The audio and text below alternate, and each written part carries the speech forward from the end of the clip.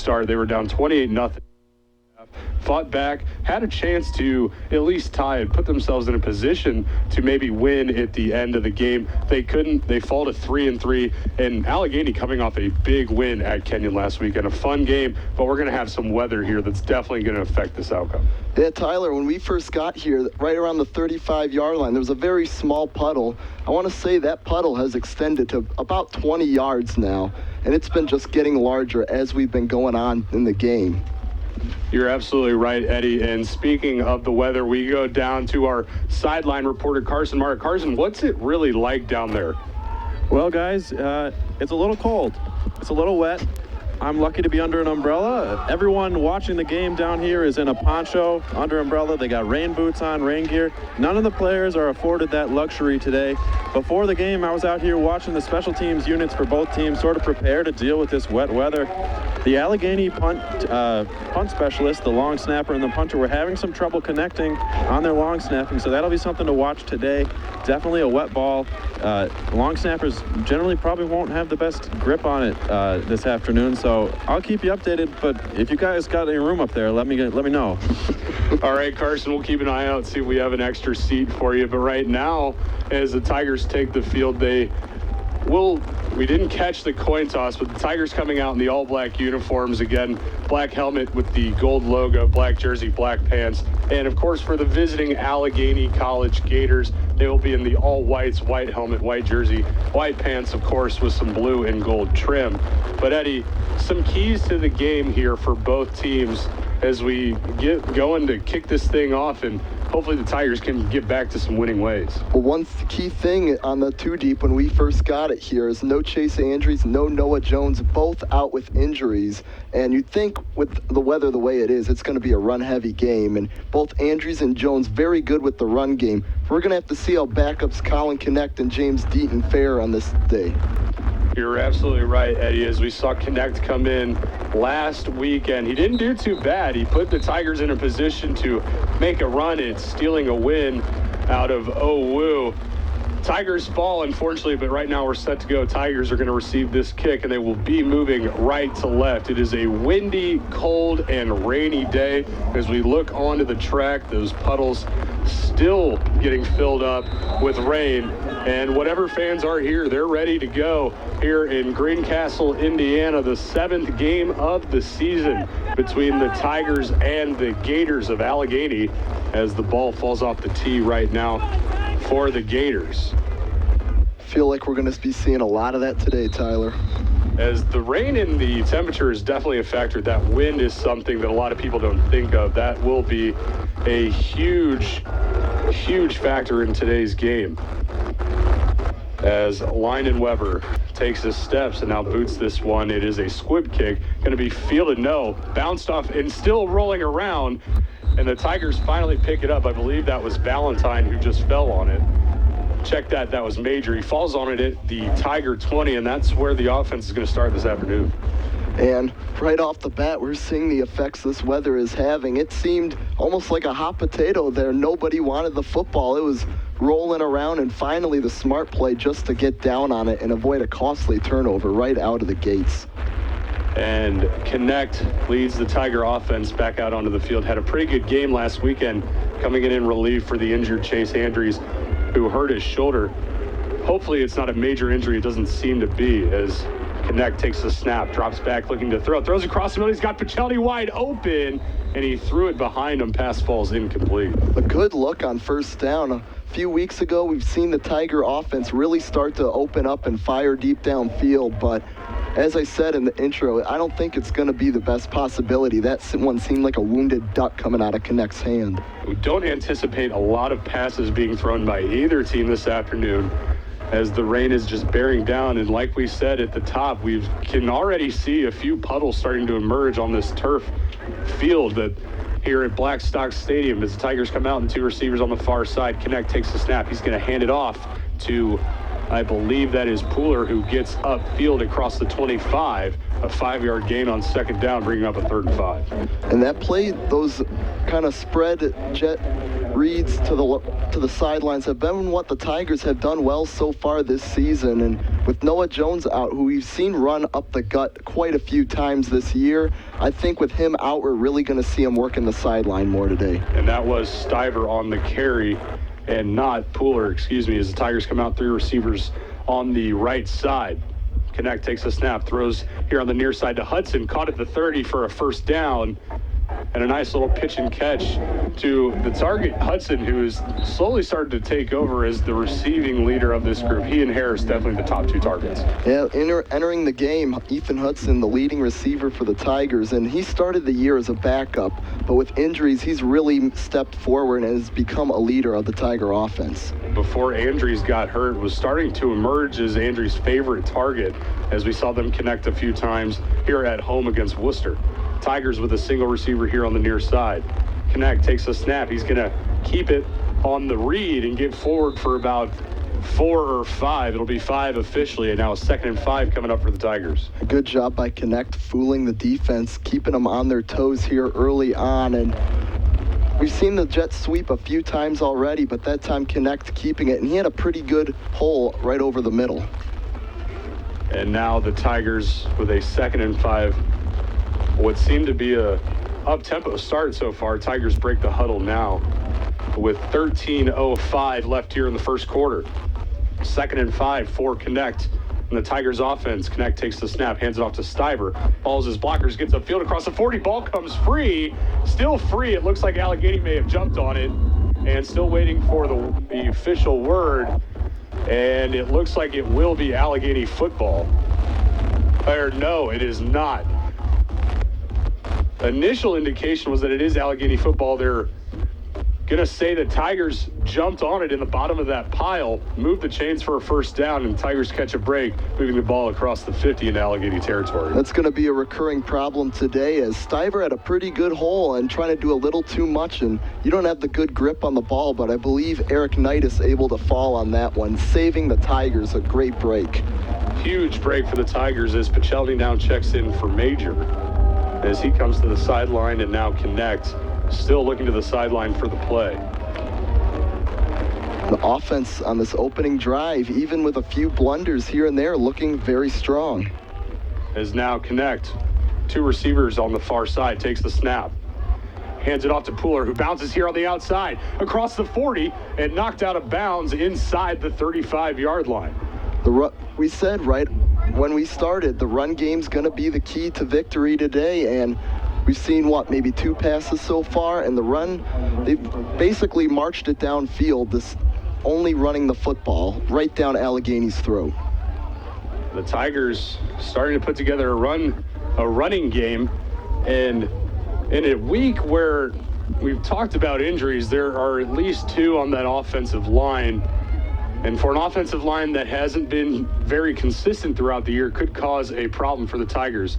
Bobbled snap, but Connect recovers it and hands it off and gets forward for maybe a couple. So a 2nd and what looks to be about 9 coming up for the Tigers. Still better than what could have happened, as it seemed there was a lot of miscommunication on the handoff, and Connect and I believe that was Pooler almost ran right into each other, and that could have gone very bad. And the offensive line, they're not able to push forward again, but 1 yard, it's only 2nd down. It's a busted play, but you'll take it on 1st down, and now it's 2nd and 9. Hudson all alone here on the near side, standing at the 30-yard line. 3 receivers on the far side. Connect takes the snap. He's going to hand it off to Pooler, who gets tossed to the ground right at the line of scrimmage, maybe even a loss of 1, bringing it to a 3rd and 10 now for the Tigers from the Allegheny 30-yard line. And the problem with running all these run plays right in a row is I think the Gator defense knows they're coming. So the Tigers here on 3rd and long, even though the ball's going to be wet, you got to air it out. It is now a 3rd and 10 in a very peculiar situation here with weather and situation going on as the Tigers with 4 receiver look. Allegheny showing some pressure. Connect takes a snap. He's going to take off and run, and Allegheny sniffed it out right away. A loss of about 3 on the play. And now we'll see what Bill Lynch wants to do. See if he doesn't try and pin the Gators deep. This is where Ty Johnson's got to come in, but for right now, the offense is staying on the field, so Bill Lynch has got a lot of confidence in the offense right now. And Duncan West checks into the game for Josh Major.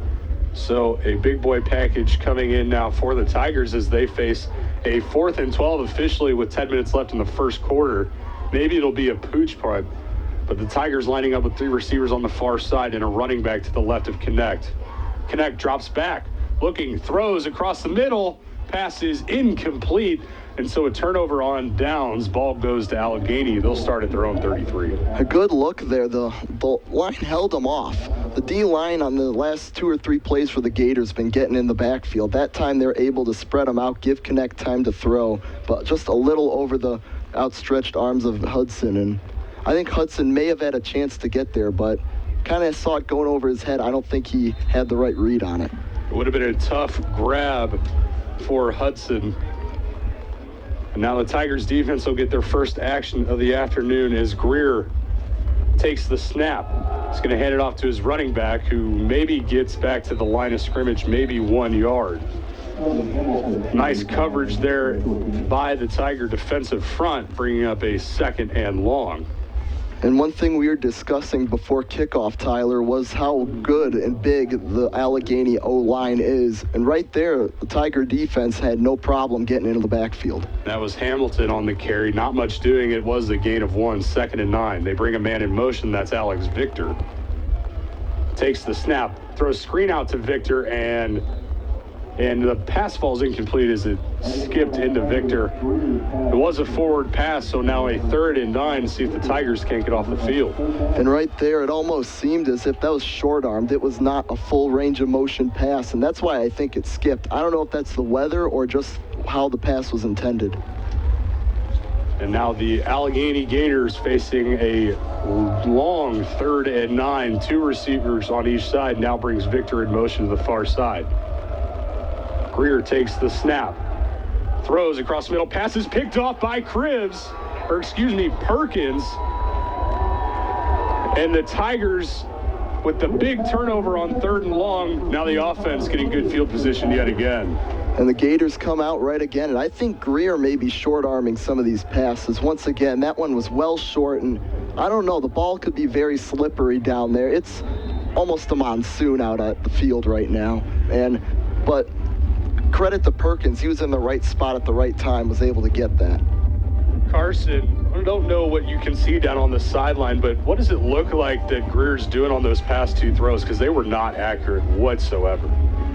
It's hard to tell from here, guys, but if I had to guess, it seems like it's just slipping out of his fingers a little bit. I think he's going through his full range, but I don't think he has quite the grip on the football that he's used to. Thanks, Carson, as Stiver takes that carry for about 6 yards. And you said it, Eddie, it could just be the weather, could be short arming, but definitely weather a big factor. As we've said, and we'll probably say it through most of the game, will be a determining factor in today's game. I think we're going to have a quick run, almost your Army-Navy-like football game, just pretty much run, 2-hour game, never know. In and out. And now the Tigers facing a 2nd and 4 with 8.5 minutes left here in the first quarter. 2 receivers here on the near side and running back to the left of Connect, that is Stiver. Takes a snap, hands it off to Stiver, who bounces far side, gets upfield. Nice tackle to keep him short of the first down marker, but it will be a 3rd and 1. And from the first 2 possessions, I can tell the differences in these offense. And the Tigers are knowing how to play for the conditions, whereas the Gators are trying to force things that, quite frankly, aren't going to be possible today. Now Connect looking to the sideline yet again. It's going to be a game this afternoon that's really going to be put on both offensive lines to go out there and win.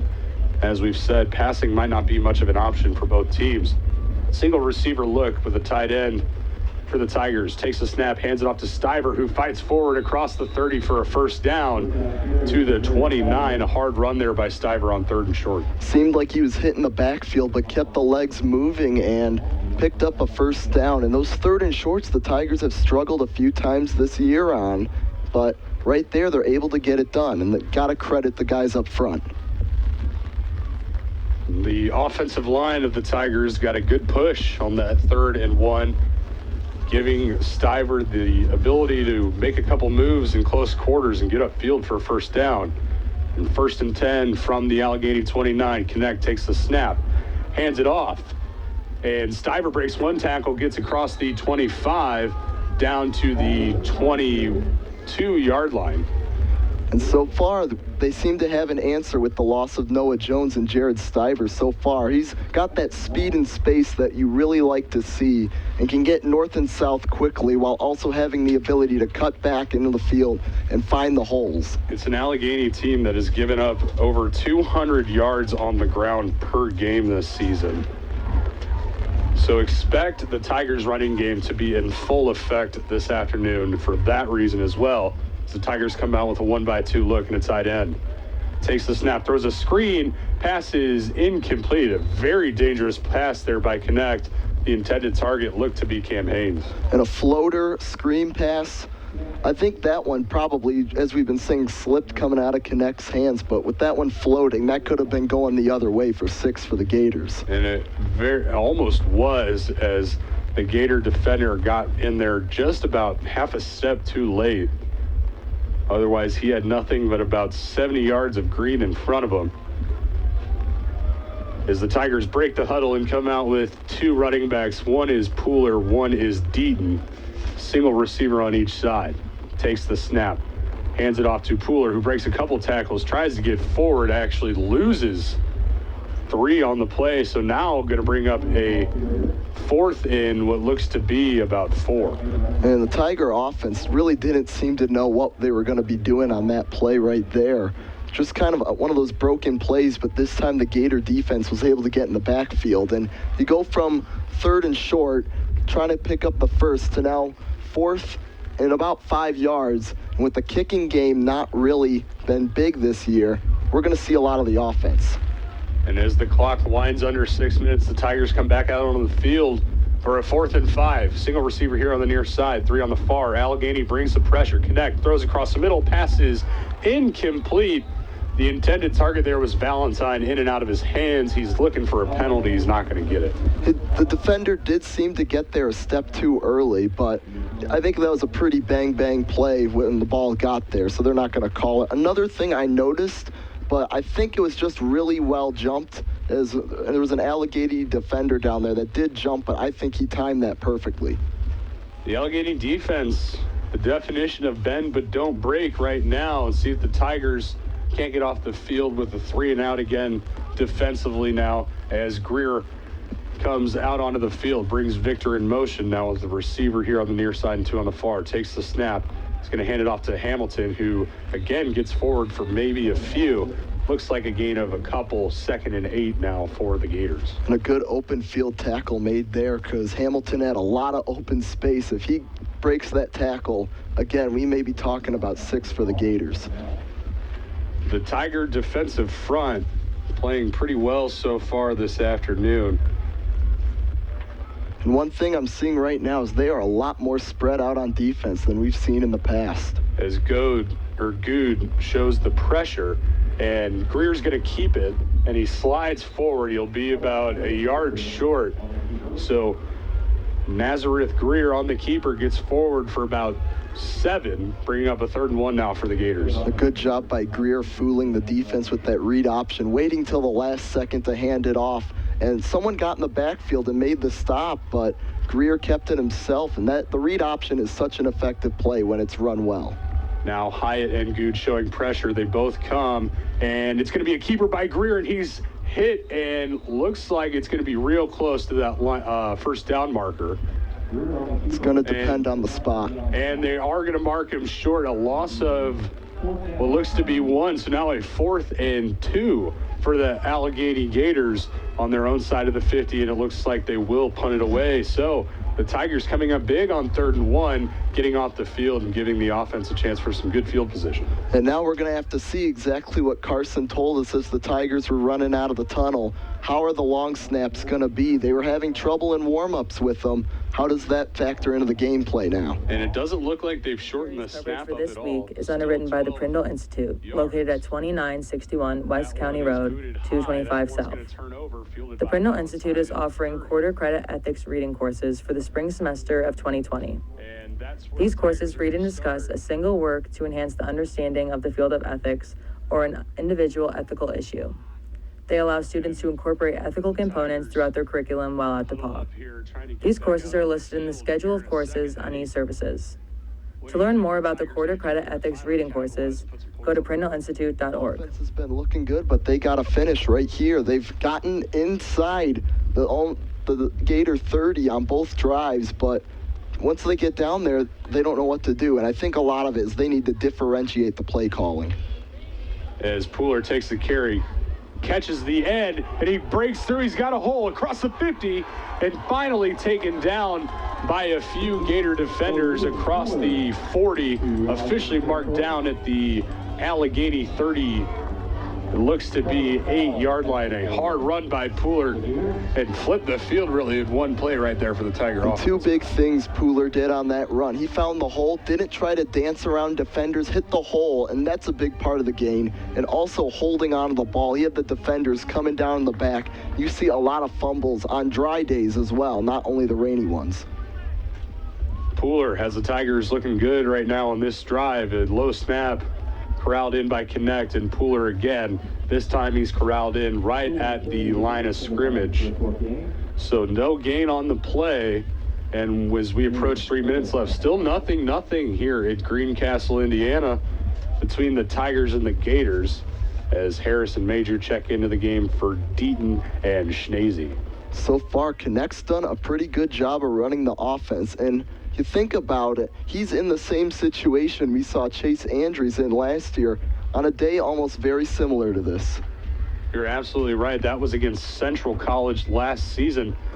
A wet, rainy day, much like you said, like this one, Eddie, as Connect takes it, pass across the middle to Hudson, complete for a first down out to the 25. A nice pitch and catch there from Connect to Hudson. And a good job by Hudson going and getting the ball. That one wobbled once again out of the hands of Connect, but Hudson, he saw it coming his way, and instead of just hanging back and waiting for it to get to him, he went out and got it, which could have prevented a bat down or even a pick.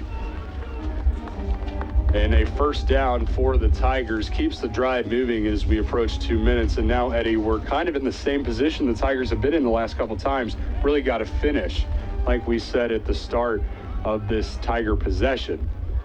Two receivers on the far side, one here on the near, and a tight end. Connect takes the snap. He's going to hand it off to Pooler, who fights forward across the 20 to the 18, bringing up a 2nd and 8 for the Tigers. Again, another hard run by Pooler, just hitting the hole and getting forward. And this is the most space I've seen the Tigers have running it up the middle like they are today all season long. You got to give credit to a tattered offensive line. An offensive line that really, Jack Bain is probably the only one on that line right now who's played every game this season. So he's really going to need to step up, and he's doing it so far this afternoon, really leading this Tigers offensive line. Single receiver look here on the near side. It's Hudson for the Tigers as Connect takes the snap, hands it off to Pooler. Pooler waits patiently, tried to get forward, maybe got one on the play, bringing up 3rd and maybe 3. And this is where the play calling's got to be good. We saw on the last drive they had a 3rd and short, and Pooler was stopped in the backfield.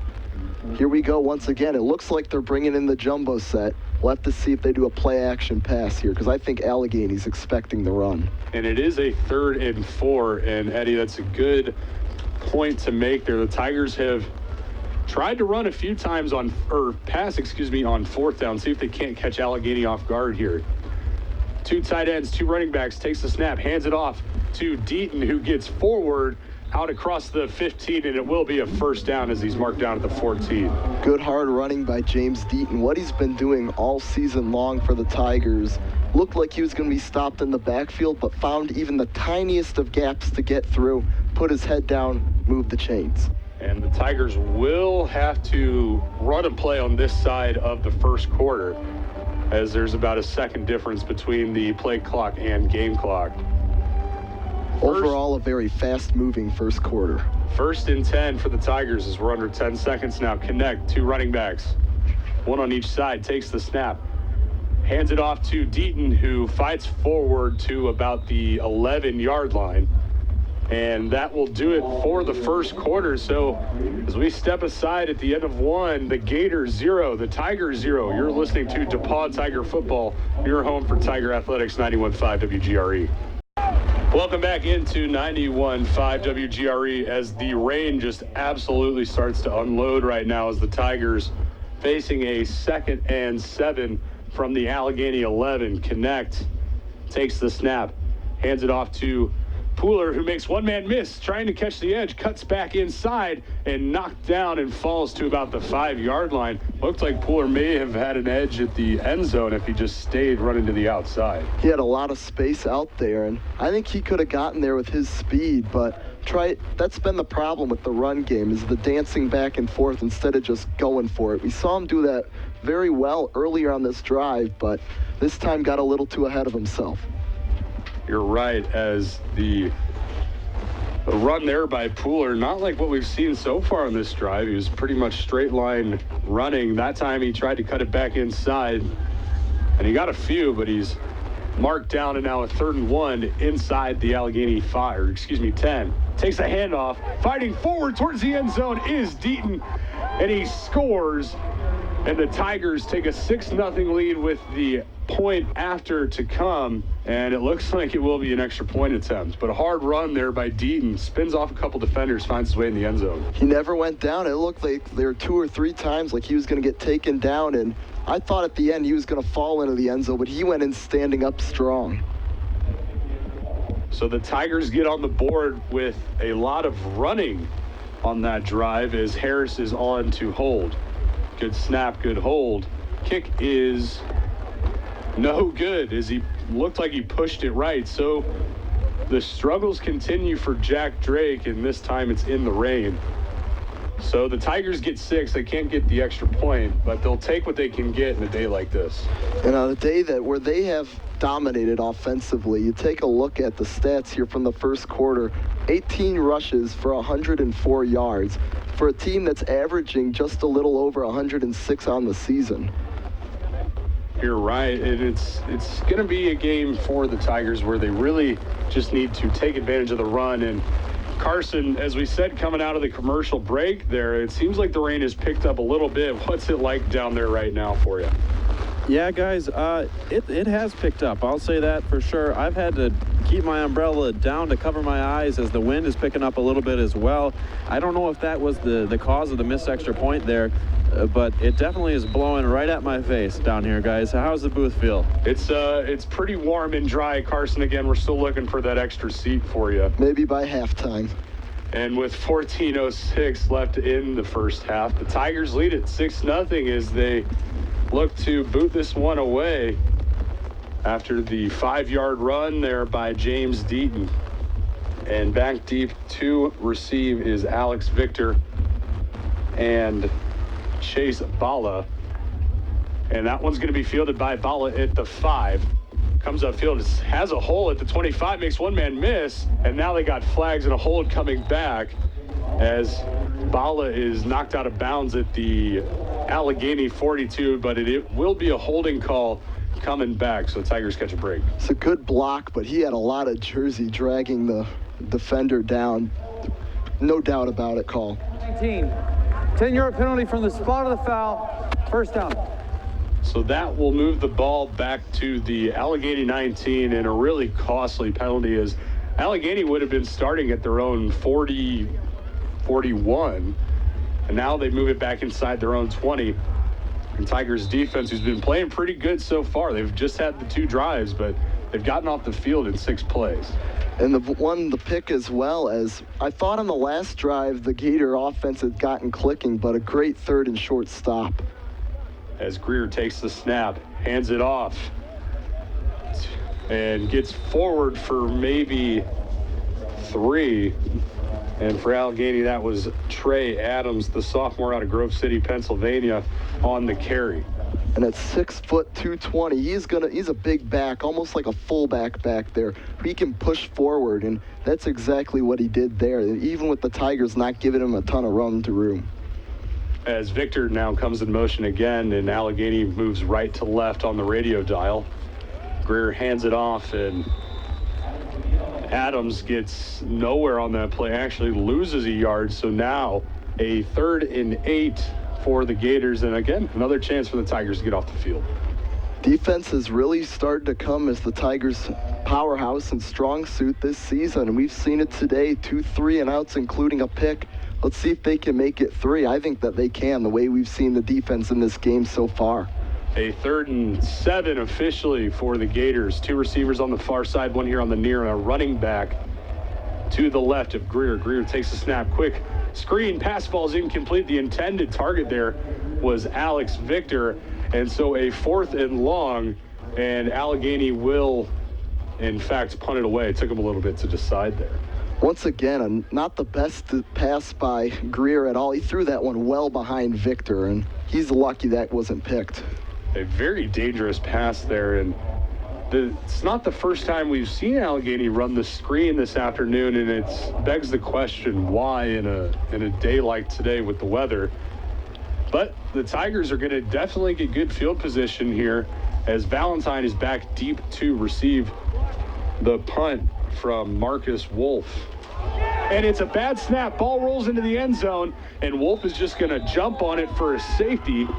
So the Tigers will get 2 points, go up 8-0, and they're going to get the ball back, all with 12.5 left here in the second quarter. A big break for the Tigers. And just as we said, and as Carson pointed out with the special teams, the long snaps have not been on point, and he had no chance of getting that. And the safe thing just to fall on it in the end zone and prevent the Tigers from going up with another touchdown.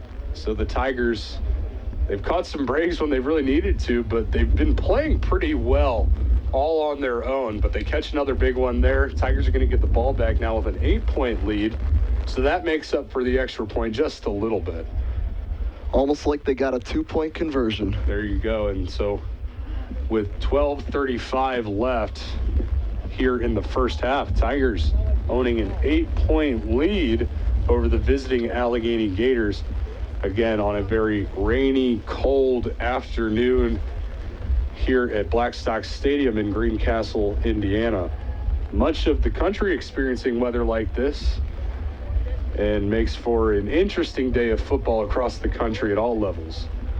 It's just one of your classic October football games. A month from now, I hope this doesn't happen, but we could have a foot of snow on the ground. That would be something for the Bell game, which, again, taking place November 16th right here at Blackstock Stadium, the 126th meeting between the Little Giants and the Tigers.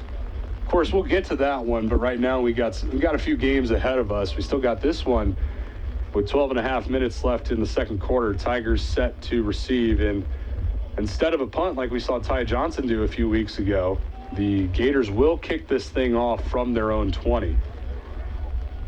And that's a end-over-end kick, going to be fielded by Major at the 25 as he angles here on the near side across the 35. Has a little bit of a hole, hit at the 40, and gets forward out to the 43-yard line. A good return by the Tigers in good starting field position, and now we get a flag on the sideline, the Tigers sideline. So we'll check that. Didn't see much, just saw the flag come up in the air, and we'll check it. You're going to have to hope this isn't one of those really dumb penalties that hurt you. Good return and good field position. Play, unsportsmanlike conduct. Kicking team, number 2. 15-yard penalty from the end of the run. Automatic first down. That is number 2's first unsportsmanlike conduct penalty of the game. That is Jack Parker, the sophomore out of Edinburgh, Pennsylvania, and General McLean High School. He gets called with the personal foul, so the Tigers bump it up 15. They're in Allegheny territory at their 41. And just what the Gators don't want to see, the way the offense has been rolling with the ground game, 5 plays later, they may be in the end zone again. As Connect takes the snap, he's going to hand it off to... No, he's going to keep it. had me fooled and gets out across the 35 and Mark down at the 33. So Connect with the good fake handoff to Stiver. He gets upfield for 8. Well, you weren't the only one fooled there, Tyler. The whole Allegheny defense was too. There was plenty of room here on the near sideline for Connect to run. Good job by him getting 8 yards because it seemed like Stiver was going nowhere. So Connect, the big run, sets the Tigers up looking nice here on 2nd and short, 2nd and 2 to be exact. Hudson all alone here on the near side. Pachelny and a tight end, 2 receivers on the far side.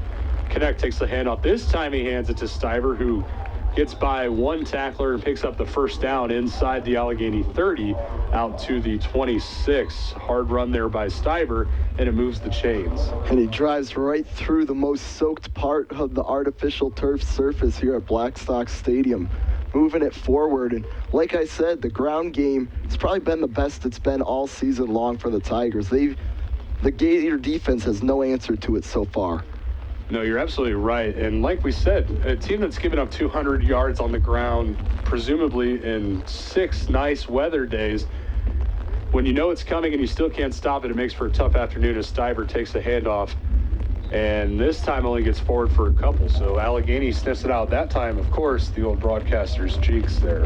It happens to the best of us. You see it with the big guys all the time in the NFL, but you knew it was going to come eventually because the Tigers running the ball so much, and that's been the problem, how they couldn't get into the end zone on their first couple of drives. But overall, they still have great field position for 2nd down. I think that we may see them run another read option look or try and get with a jet sweep to the outside. As Valentine checks in for Duncan West, product out of Dallas, Texas.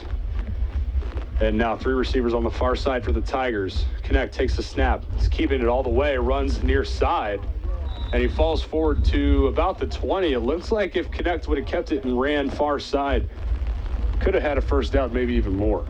Well, he did that very well on first down on this drive, and that time he went up the middle, and there was not a lot of room for him. And one thing I was always told back when I played football was you get to the sideline, you're going to be golden. And we need to see the Tigers doing that a lot more.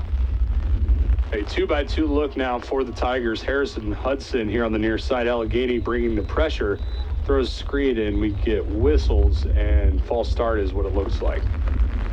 False start, offense, number 4, 5-yard penalty, 3rd down. So Will Harris, the senior, gets whistled for the false start. Got a little antsy out here on the edge. So we'll do it all again, but now, Eddie, it's a 3rd and 9 instead of a 3rd and 4. And the Tigers are in their kind of graveyard part of the field, too. And on 3rd and 9, you're going to think Connect's going to be airing the ball out.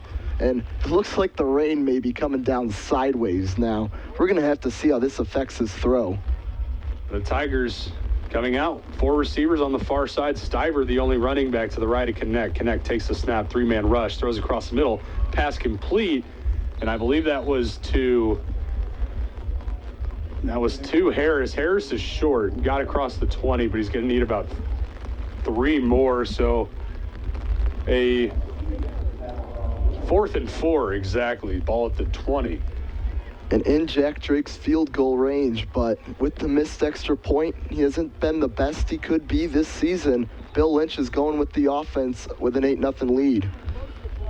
DePauw, their first timeout. Tough.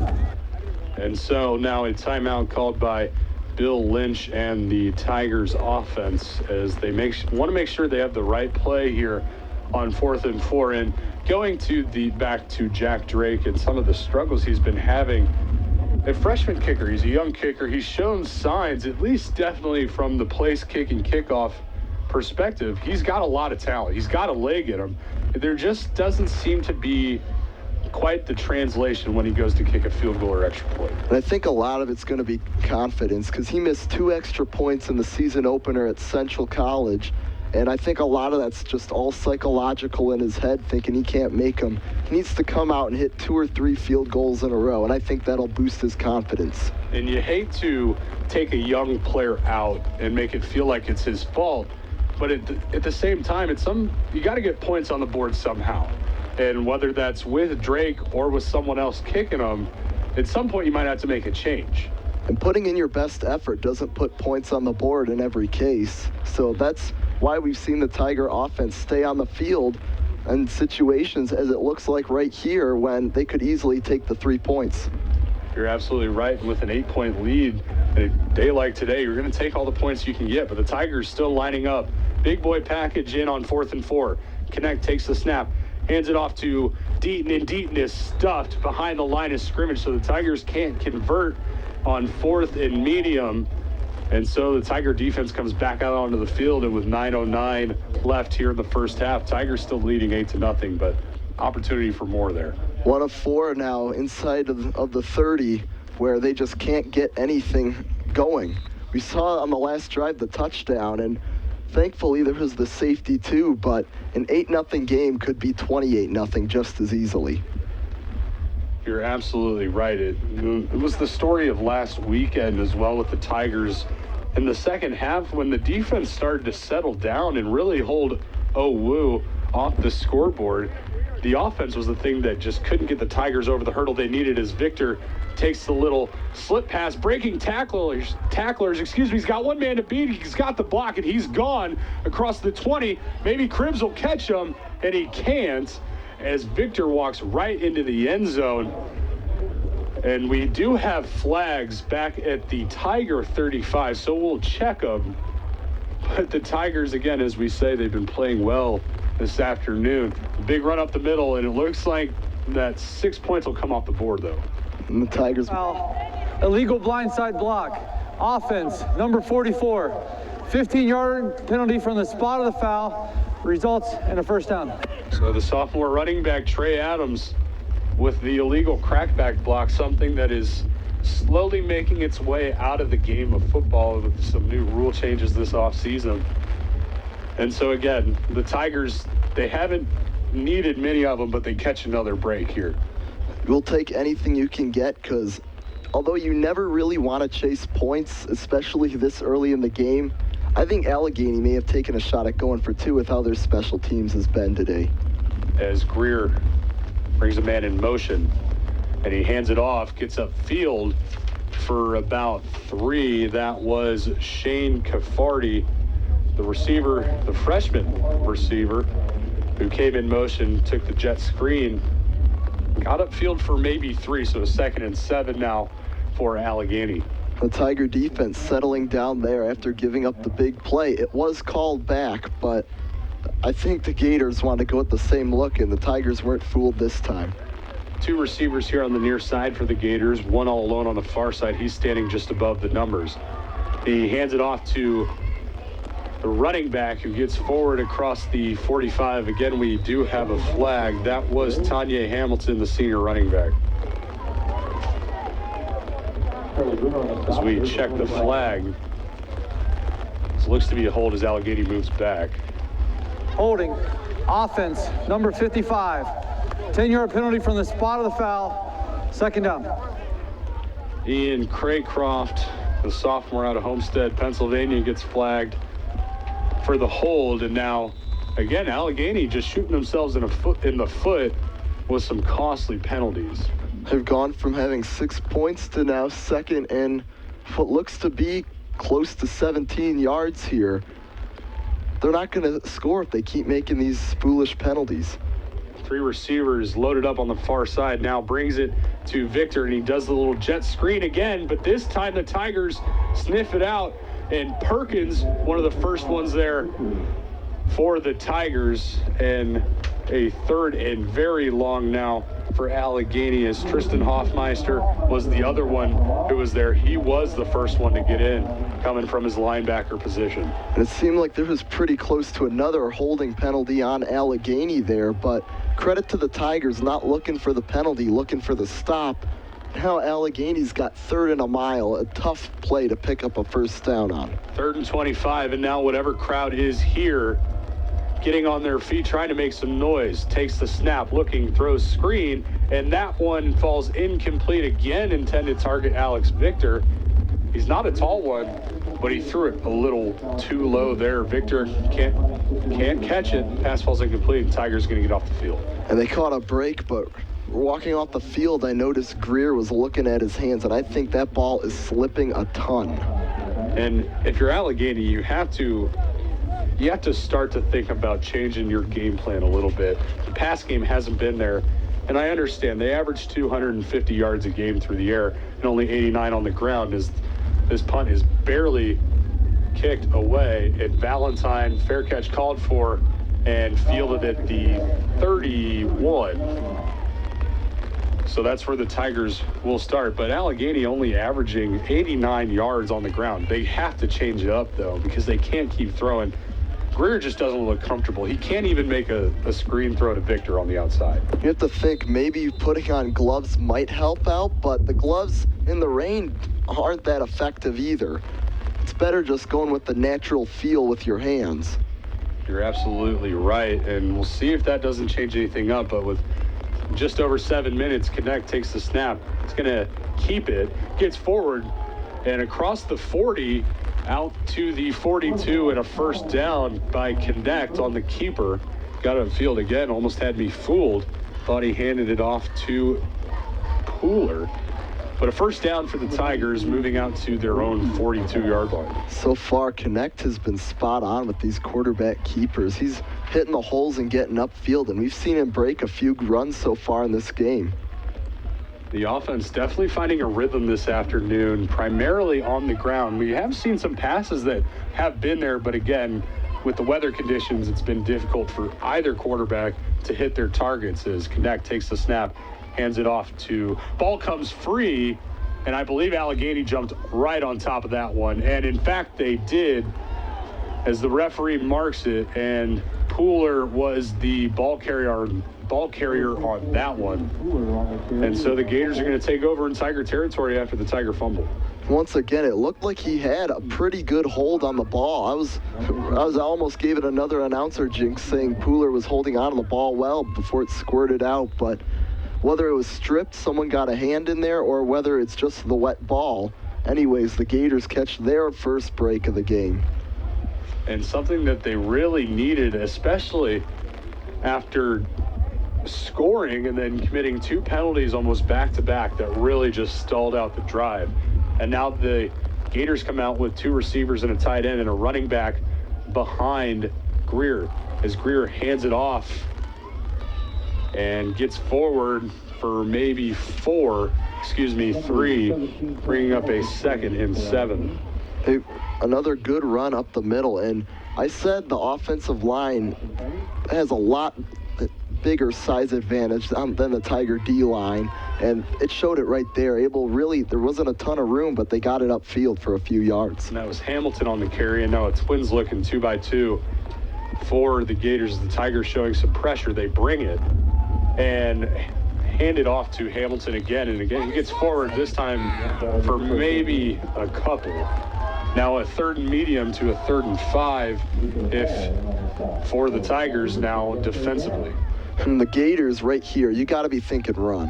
You can't throw the ball here. It hasn't worked a lot or at all during this game, but we'll have to see what they do. It's probably their bread and butter play on 3rd and long situations. One receiver here, 3 on the far side as Greer takes a snap, rolls far side, looking for anybody, and he just throws it past, falls incomplete.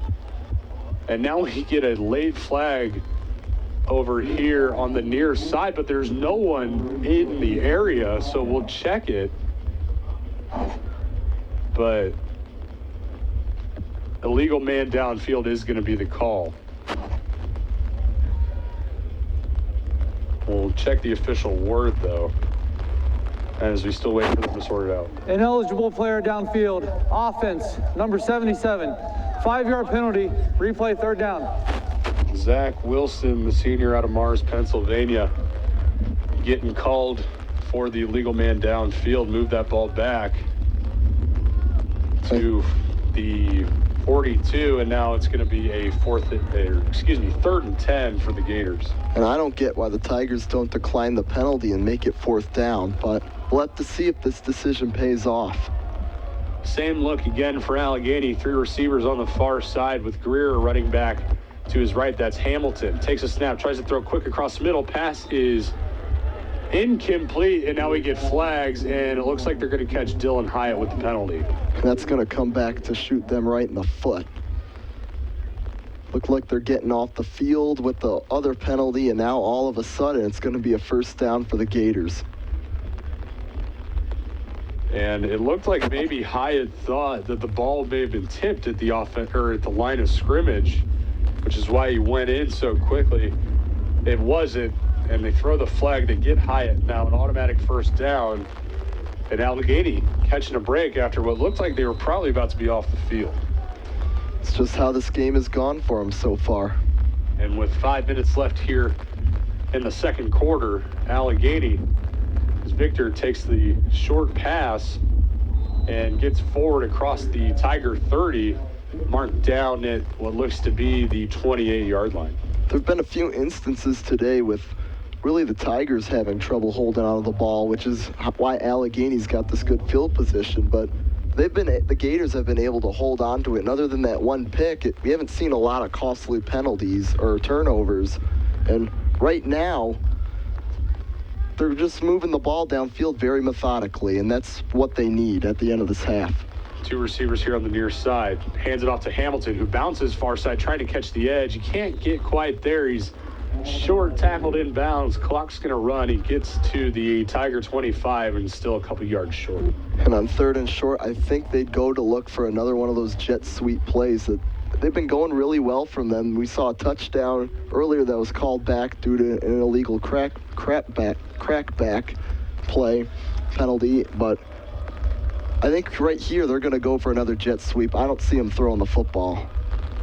Two receivers and a tight end, and now they bring Victor in motion. They fake it this time, hand it off to the running back, getting upfield for maybe one. That was Adams on the carry, so the Tigers not fooled by the fake jet sweep. A good call, though, Eddie, by yourself there to keep an eye out. And it's going to be 4th and 2, so officially no gain on the play, as we're under 3.5 now left in the second quarter. The Gator offense is showing go, go, go all the way right here.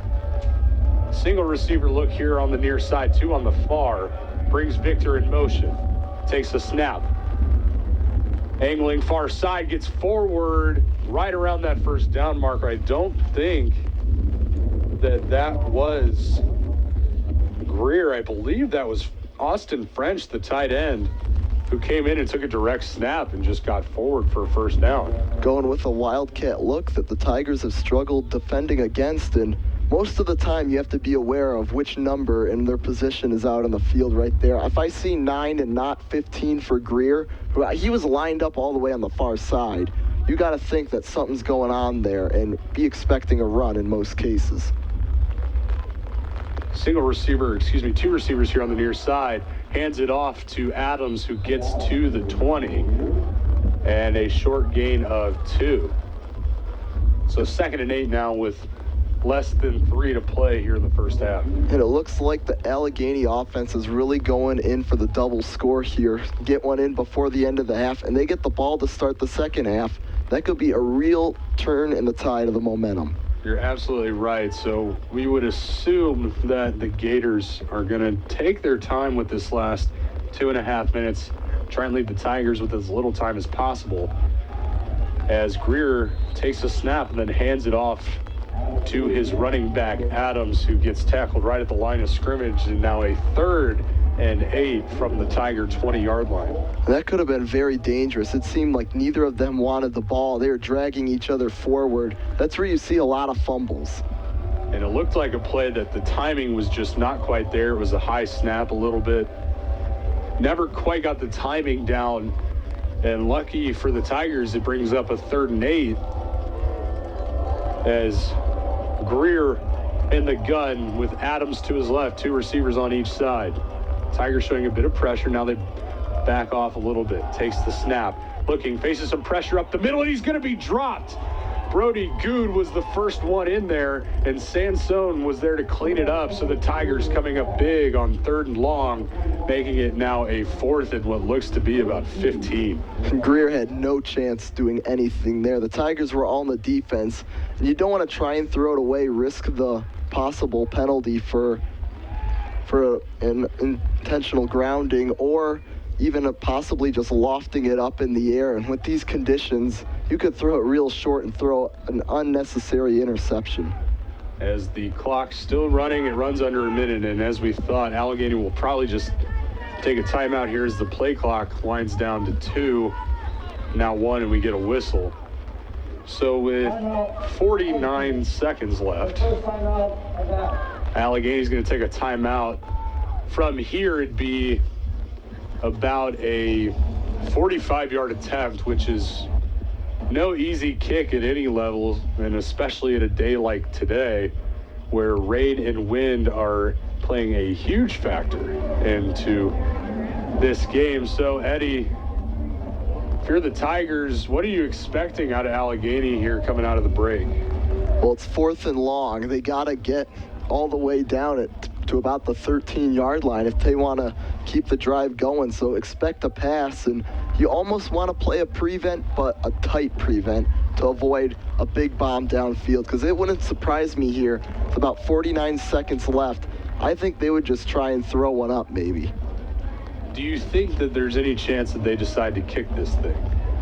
I mean, there's always a chance, but with the way the special teams has been, I don't see it happening, but it looks like it is. And as we speak, Allegheny comes out with the field goal unit. That snap is going to come to about the 34-yard line, so a 44-yard attempt officially. Hold is Marcus Wolf. It's a good snap. It's a good hold. Kick is end over end and short. No good. So the Tigers defense coming up big with the sack on 3rd down, and Wolf cannot connect on the kick from 44 yards out. Left it short. Tigers with an 8-0 lead now with 43 seconds, I'd imagine, might just take a knee and go into the break. That's the safe play, especially as backed up inside of the Allegheny 30 with. They do have 2 timeouts. You'd think maybe try and run something, but you don't want to try and do something. It comes to backfire, and Allegheny's got another chance to score. And it does look like the Tigers will take the conservative route here. Oh, no, it doesn't. As they come out in a regular look, single receiver each side, a couple of running backs. Connect takes the snap, hands it off to Pooler, who gets to the line of scrimmage. And the clock will run.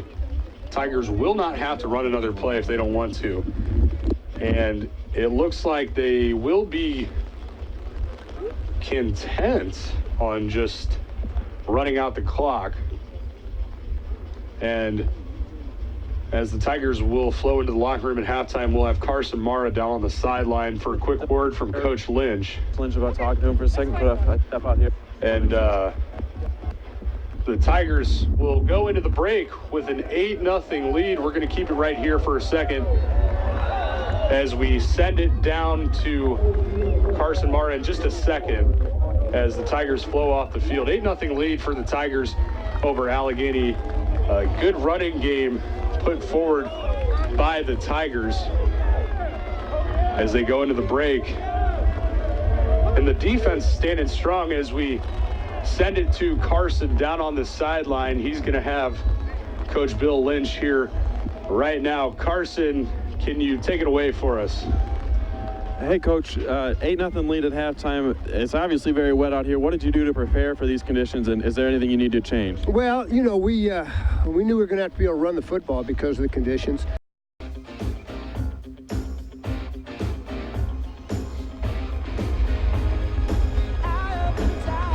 Welcome into 91.5 WGRE. I'm Tyler Rosen. Alongside me up here in the booth, Eddie Zellick. And of course, down on the sideline, Carson Mara. And Carson, we were just talking to you at the half. One or a couple of things that have played big factors into today's game is the wind and the rain. What's it been like down there throughout the first half, and now that you're back down there right before the start of the second? Yeah, guys, the wind is playing an important factor. I think the rain has been coming down heavy and then a little bit lighter and then heavy again. It's never going to let up completely, and it hasn't yet today. But the wind, it'll blow from left to right and then from right to left and then top to bottom, and you're not really sure where it's going to be blowing at any particular moment.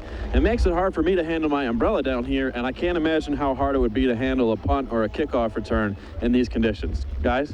Yeah, it looks to be the wind might be more concerning than the rain at this point, especially with punts getting caught up in the air like that. But Eddie, we move here to the second half. Tigers with an 8-0 lead to start. They're going to be on defense, but the defense has stepped up in more than one way today. And other than the big run that got called back because of the penalty, right now the Tiger defense is holding strong. Pretty much have only held the Allegheny offense to 35 yards on 23 plays. So they're barely averaging, or not even really averaging a yard, well, a little over, now that I do the math, a little over a yard per play, where the Tigers have run 35 plays, 169 yards, including 145 on the ground. And we're talking about a team that averages about 106 a game. And 11 first downs is the big key there for the Tigers. They only have 8 points to show on the afternoon, but 11 first downs, it means they're moving the ball and they're at least getting themselves an opportunities to try and make a play. And it hasn't happened every time, as we've seen a couple drives stall out inside at the Allegheny red zone. But the Tigers have a chance to come out, start out strong here on defense, get the ball back in the offense's hands, and you've shown you can run the ball up and down the field. Now it's just about finishing and making sure that you come out of this with a win. And right now, the defense, they're coming out and they got to look strong. And Carson said he doesn't know what it's going to be like fielding a kick, and we saw that opening one. Well, it didn't even get up in the air. It was a squib that ran, and it was almost like a hot potato, Butterfingers-like scenario. Nobody could get the ball. You're absolutely right. And now as Jack Drake comes set to kick for the Tigers back deep to receive is going to be Alex Victor. He is got 3 receptions on the afternoon, the only one who has actually caught a pass for the Gators. And also back deep with him is Chase Bala. He returned the last one. They got out to their own 42, but called back for the hold. And Jack Drake on to kick for the Tigers as we are about set to get this second half rolling here in Greencastle, Indiana. Tigers, Gators, as we get started here in the third quarter, high end over end kick going to be fielded by Bala at the 10. He's going to take it across the 20. Finds a hole, breaks one tackler. He's just got Drake to beat, and he tried to make a cut back across the middle, and he was tripped up by a Tiger coverage man coming across the field. So Bala gets to the 50-yard line and a really good return for the Gators. And it seemed like he was going to take that one all the way, but I believe it may have been Anthony that got a hand in there to trip him up. Either that or he slipped on the wet surface out there. But anyways, another good break for the Tigers, as another long run that could have gone bad ends up going their way. As the Gators come set in this offensive drive with a bunch look here on the near side with 3 receivers, one on the far side, and it looks like Adams to the left now of Greer. He hands it off to Adams, who maybe gets forward for 1, bringing up a 2nd and 9 now for Allegheny. The Tiger defense has been getting it. I said it in the first half, and I may sound like a broken record, but they're getting in the backfield, and right there, and Allegheny, part of the issue there is that they are a pass-heavy team. But when you're playing in the monsoon we've got here in Greencastle, you can't air the ball out.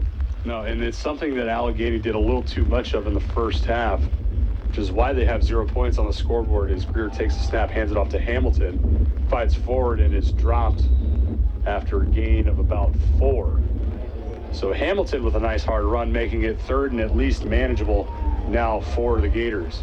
And this has not been the play that they've been wanting. And 3rd downs really just overall today have not gone their way at all. You take a look at it, 0 for 6 in this game compared to 4 of 7 for the Tigers. So they really have not gotten anything going, but let's see if they can convert here coming out of the halftime break. As Greer takes the snap, fakes the handoff, throws across the middle, pass falls incomplete. A good play there by Perkins to get a hand in there and knock the ball away. The best pass we've seen Greer throw, other than those little shovel pitches, which do count as passes, so that's the main reason why he's got 3 pass completions so far. But that one by Perkins, that's what we've seen all year out of the safeties for this Tiger defense, is getting the hand in there and not allowing those easy receptions. In years past, it has been the secondary for the Tigers that has been a major point of struggle. So far this year, they've been playing lights out between Cribbs and Hyatt at the corners, and then Perkins back at the safety position. As that punt is fielded and fair caught at the 15-yard line by Valentine, and that's where the Tigers are going to set up shop on their first drive of the second half with 13:35 left in the third quarter.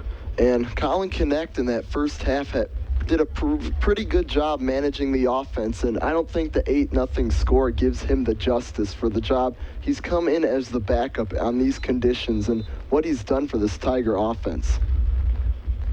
And the Tigers come set now with 2 receivers on each side and running back to the right of Knecht. That's Stiver, and now we get flags. Looks like it's going against the Tigers. Offense, number 63, 5-yard penalty. And as we mentioned earlier, a depleted offensive line for the Tigers, and one person who has been playing every game, Jack Bain, gets flagged there for the false start.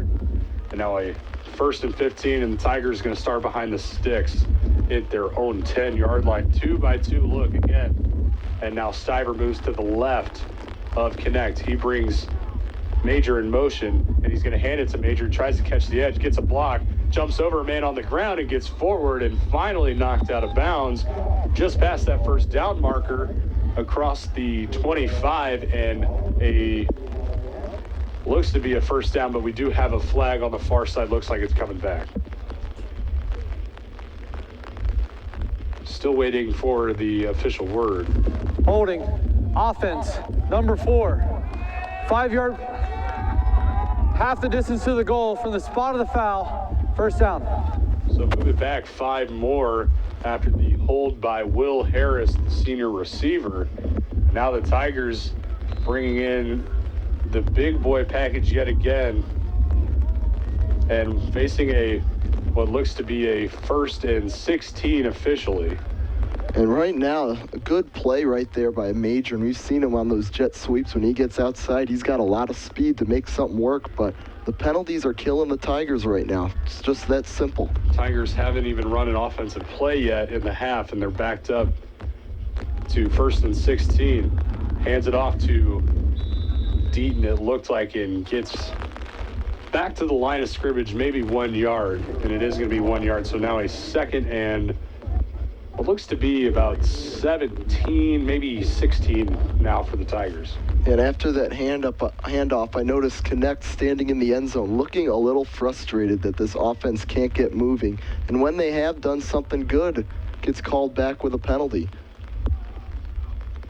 And Knecht still looking to the sideline for the play. And the Tigers, they haven't done much to put themselves in tough situations, but they've done that here on this opening drive of the second half, and now face a 2nd and 16. Takes the snap, hands it off to Stiver. Stiver breaks a couple tackles and gets across the 15 out to about the 18-yard line, and now makes it a 3rd and we'll call it 7 to come for the Tiger offense. They're back across the original line of scrimmage now. Sets up a better 3rd down, and Jared Stiver's been having great runs so far in this game. First half on 8 carries, he's got 49 yards, which he's been able to get pretty good open space, especially with how many backs the Tigers have used in this game. You're right, and Stiver has been the fast, hard-nosed runner. His Knecht throws across the middle, pass is deflected and falls incomplete. Harris was the intended target there. Good coverage, though, by the Allegheny defenders. It was a good pass by Knecht, but not the most well-timed pass. He had 2 defenders draped all over him, and you're asking a lot out of Will Harris to try and come down with that with 2 guys all over his back.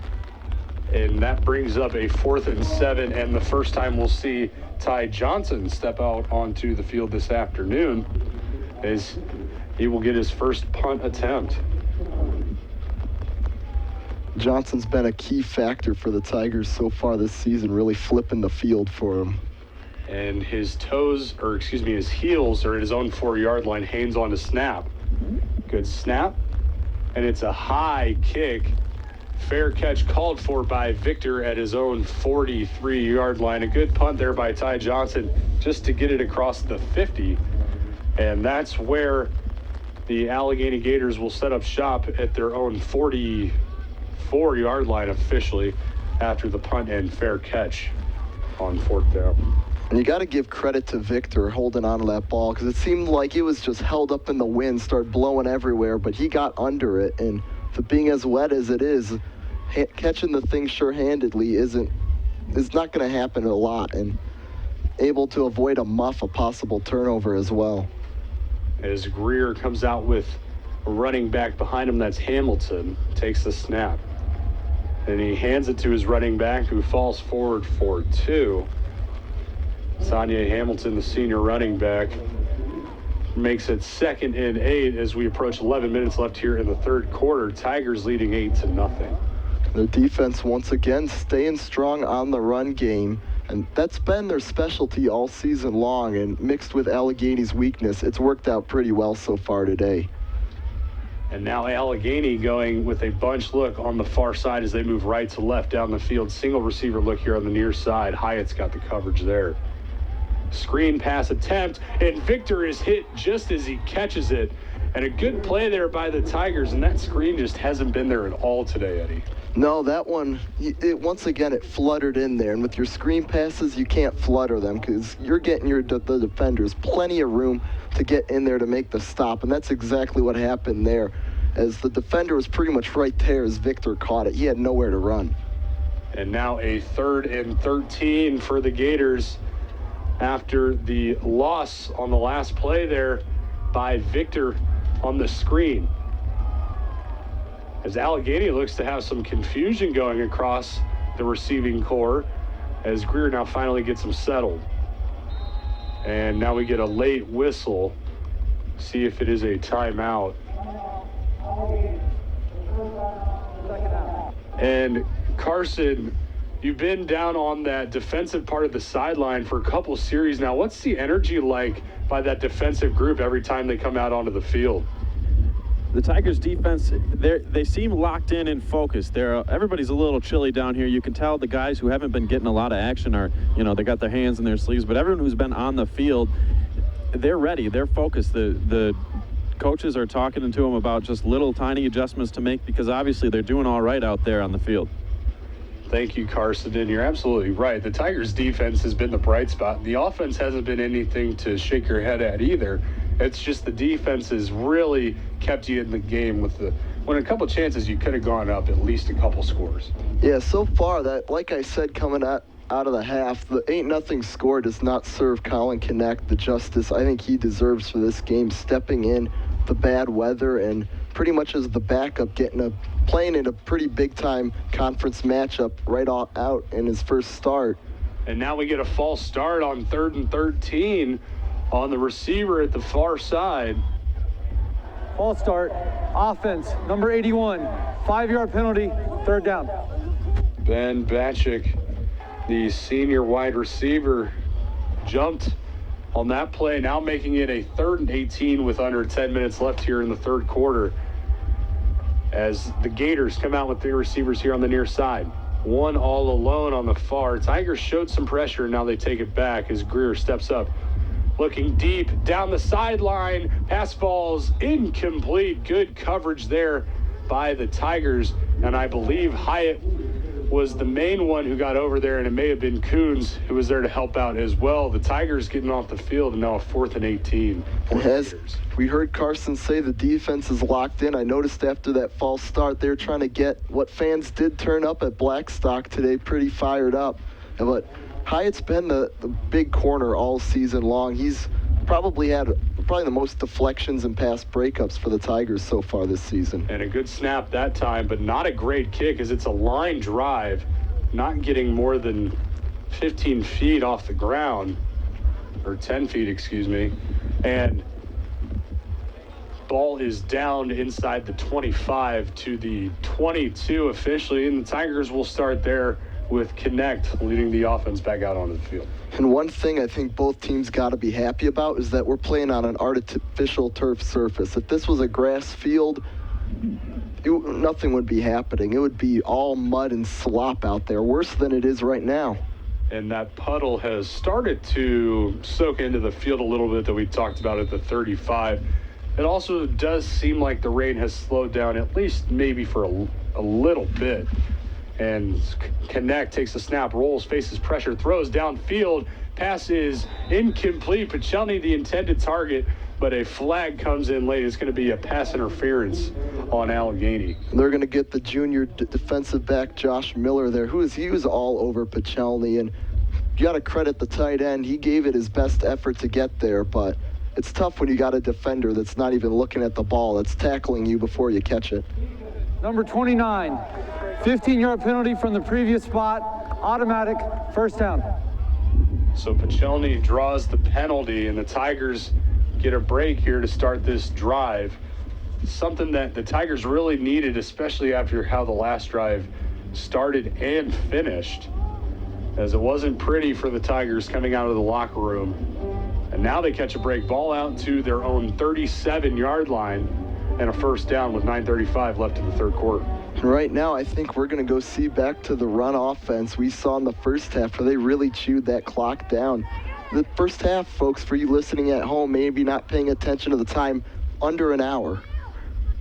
As Connect takes the snap, hands it off to Stiver. Stiver catches a couple blocks, gets the edge, and breaks through a couple tacklers, gets across the 50, taken down at the Allegheny 46-yard line. A hard run there by Stiver, and another first down for the Tigers. And in the past couple weeks, without Noah Jones, the Tigers are trying to answer who's going to fill in for him. And I think Jared Stiver's made a case as the guy. Is he's got the speed, but also the power to break through tackles and keep going. Stiver really has come on in the past couple of weekends for the Tigers. Had a pretty good game last weekend on the road at Owu. Now the Tigers come out with two receivers here on the near side as Connect takes the snap. Ball comes free on the handoff, and it's going to be recovered by the Gators at the Tiger 47-yard line. An unfortunate mistake there by the Tigers, and I believe that was Pooler yet again. I think actually that one may have been Stiver, 19 down there, but another announcer jinx. As soon as I give him credit, he does that, but I don't really think he was expecting the handoff and never really had a good grasp on it. So Stiver can't hold on, and the second fumble by the Tigers that has been recovered by Allegheny, as if you remember, Stiver did fumble earlier in the first half, but the Tigers picked it right back up. Now Allegheny with good field position with 9:01 left here in the third quarter. Tigers still leading 8-0 as the Gators come out with two tight ends, bring Victor in motion, do the little jet sweep, and he's taken down behind the line of scrimmage. First one there was Jake Labus, who read it all the way and took Victor down. A loss of about 4 on the play, bringing up 2nd and 14. And after the first time they ran that for 6 that got called back, I haven't seen this play work once after that. One time here, when they're moving from right to left, pretty much were stopped right around the puddle, and this time Labus just exploded into the backfield and wrapped him up. Good read by Labus to fill the hole right away and make a play when he thought he could, as Victor now comes in motion. Two receivers now here on the near side. Greer takes the snap, and he's going to keep it. He took a shot as he slid down at the 45. Picks up about 6 on the play.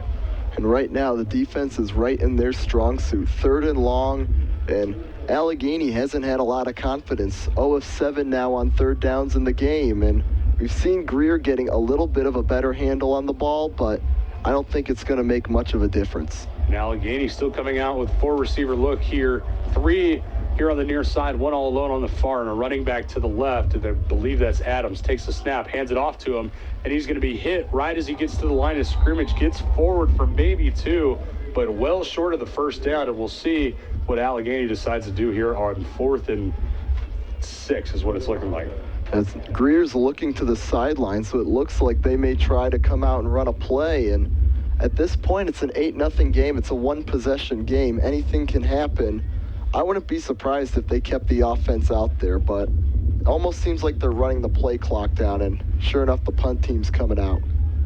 And Allegheny will punt it away again after taking some time to think about it.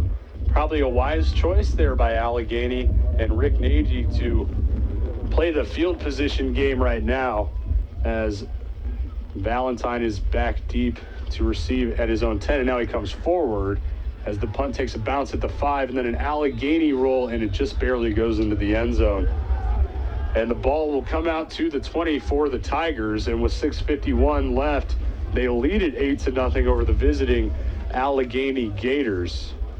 And Eddie, if you're the Tigers, you're back at your own 20. You saw this to start your first possession of the half. What's something the Tigers need to do this time around to ensure that they don't have to punt it away on a 3-and-out?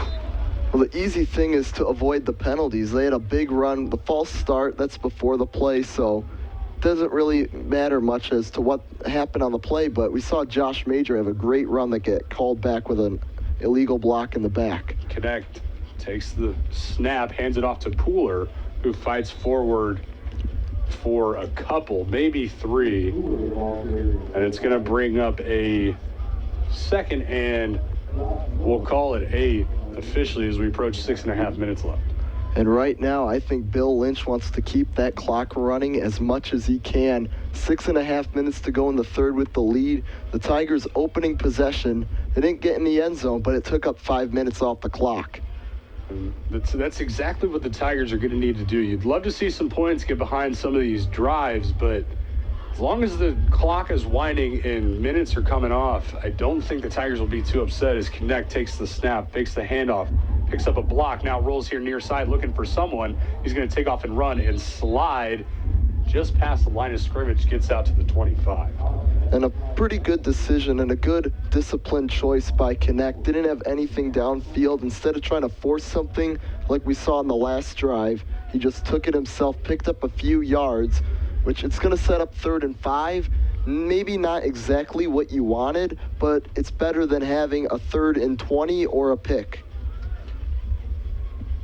And the Tigers now huddle up behind the line of scrimmage as they go 3 receivers on the far side and 1 here on the near.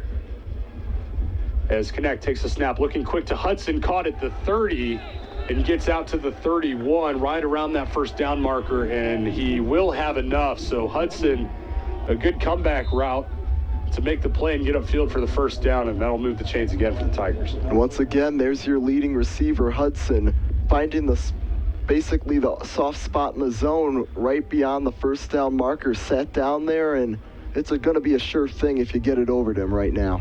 As it looks like some darker clouds have moved over Blackstock Stadium, as it just seems a little darker outside as we are under 5 minutes left here in the third. What crowd has showed up has stayed around for an exciting game as Connect takes the snap. Faces some pressure, now looks, he's got a man wide open, it's Pooler, caught at the 45, and then he trips over his own 2 feet as he was falling to make that catch. Otherwise, he probably would have ran for 6, but a great play call there by the Tigers and great execution to pick up the first down. It seemed like Pooler almost had to come back for it, but he was wide open, and does Connect hit him in stride, he's most likely gone. And Pooler, after the throwback pass from the quarterback, Connect, gets the Tigers out to the Allegheny 38-yard line on 1 play. And approaching 4 minutes now, Tigers looking to get some more points on the board. 2 receivers here on the near side. Takes the snap, and Connect decides to keep it. Picks up a block and then takes a shot as he was going down. No flags come in, though. And Connect hops right back up. So the flag will stay in the pocket. It was a bang play as Connect hit the hole and then decided to slide. And with under 4 left, Tigers will face a 2nd and 9 from the Allegheny 37, leading 8-0. And it's tough to make a judgment call on that kind of play. He went into the slide, and when you're a defender, you're going for the tackle. And if he makes that last-second decision to slide and you're going to hit him, you can't call a penalty because that's a football play. Good decision to keep the flag off the field on that play as Harris now comes in motion for the Tigers. And he's going to hand it off to Harris, who follows a couple blocks, now cuts back in the inside, and he's flipped over at the 30, but picks up a first down. A hard run there by Harris, who saw the edge was clogged up, cut it back in the middle, was upended, but picks up the first down inside the Allegheny 30 to the 28.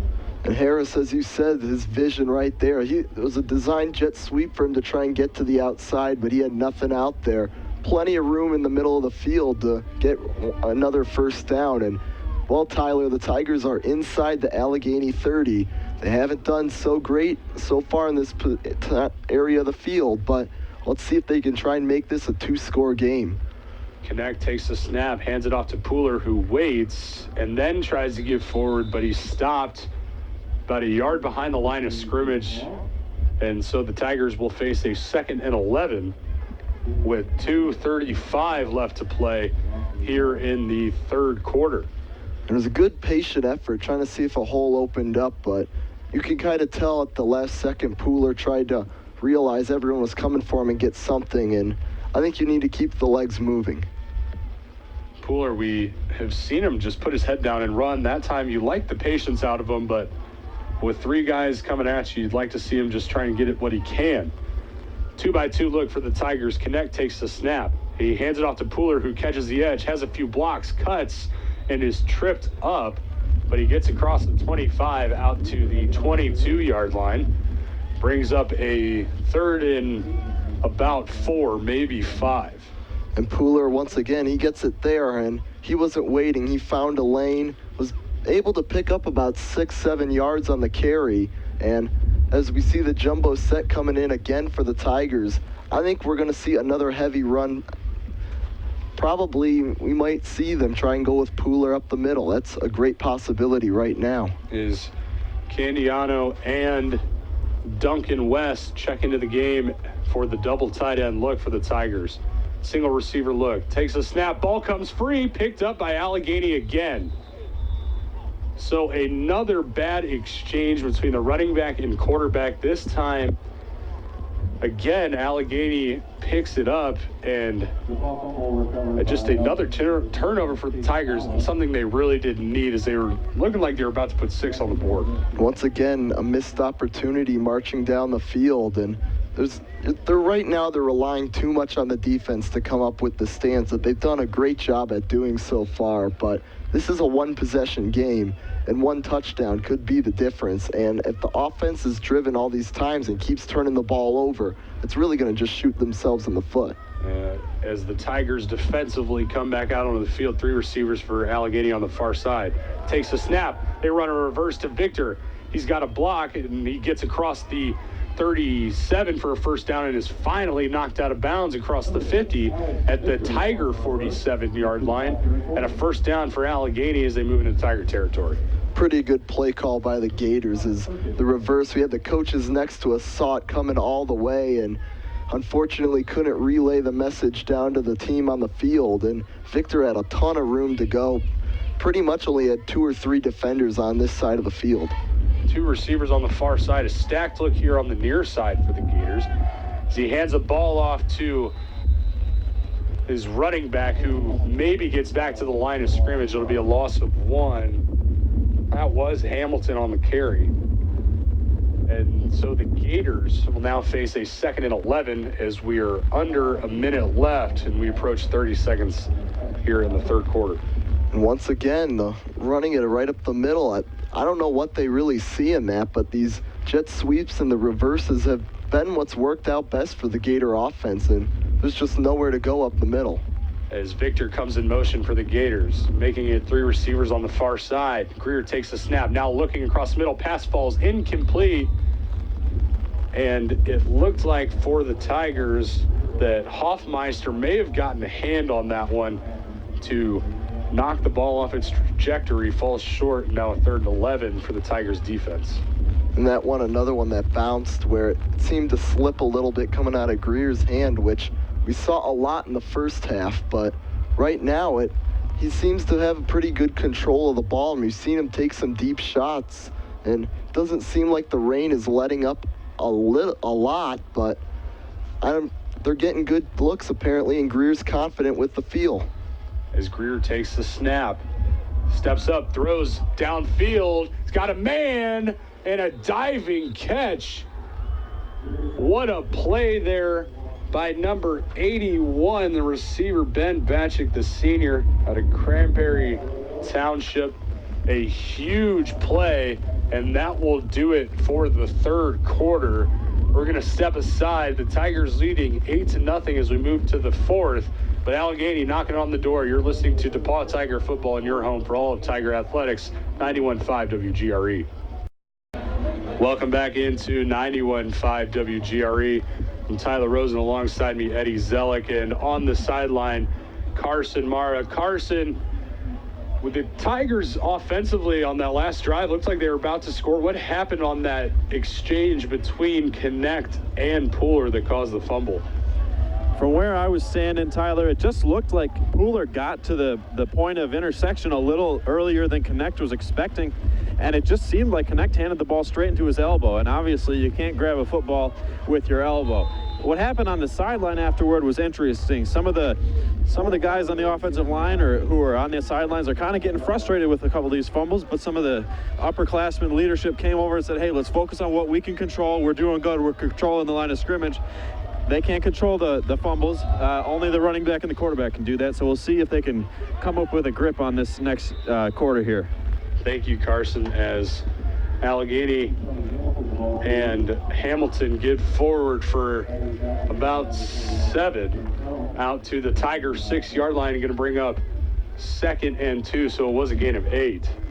And coming right out of the quarter, the Tigers are put in a tough situation where really Greer put up a good pass and an even better catch by the receiver. Greer takes the snap, hands it off to Hamilton, but he's met in the hole right away by Joe Zonka, and Henry Locke looked like he got in there as well for the Tigers. And once again, the swarm bunch tackling. It seemed like Hamilton was going to break free, but they all converged on him, and now them on the sideline are really trying to get this crowd fired up and come up with a big goal line stand. It's 3rd and 2, and excuse me, that was Gruner on the play. Last time was Zonka.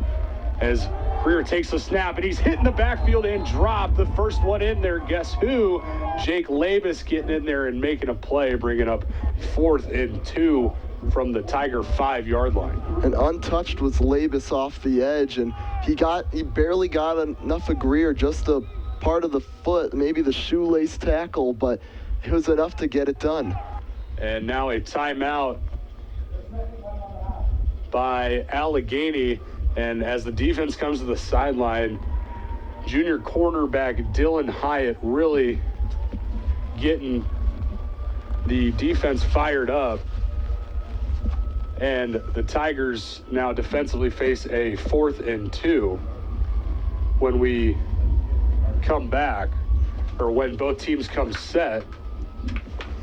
And Eddie, if you're the Tigers, what are you expecting here on 4th and 2? Well, I think you're going to probably see you'd think that they're going to run the ball, but we could easily see one of those little jet sweep kind of shovel passes to Victor, and they've worked pretty well, but I think overall you got to be watching out for even a play action pass too. I think that's what the Gators are thinking here. You think run, but the Tiger defense has been so strong on the run side of the defense that I think they want to air it out. And I think you got to look for a keeper, though, as well by Greer's. The Gators come out with 3 receivers here on the near side. And Hamilton to the left of Greer. Single receiver look on the far side. Greer takes a snap, runs a reverse to Victor. He's got a block. Can he pick up the first down? Gets a couple. Picks up the first down. Ball comes free. Still free.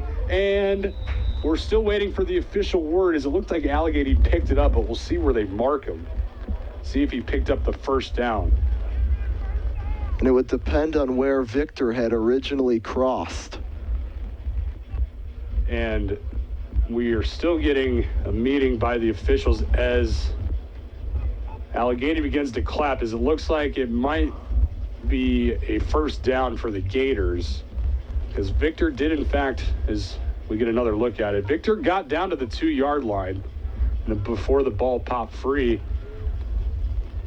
And it looked like it may have even been recovered past that first down marker by Allen. The 2-yard line. The ball was fumbled forward. The ball will be replaced to the 2-yard line. The line to gain is the 2-yard line. The result is a first down for Allegheny. So after that explanation now, Allegheny faces a 1st and goal from the Tiger 2-yard line, looking to get on the board for the first time this afternoon. Tigers leading 8-0, 13:23 left here in the 4th quarter.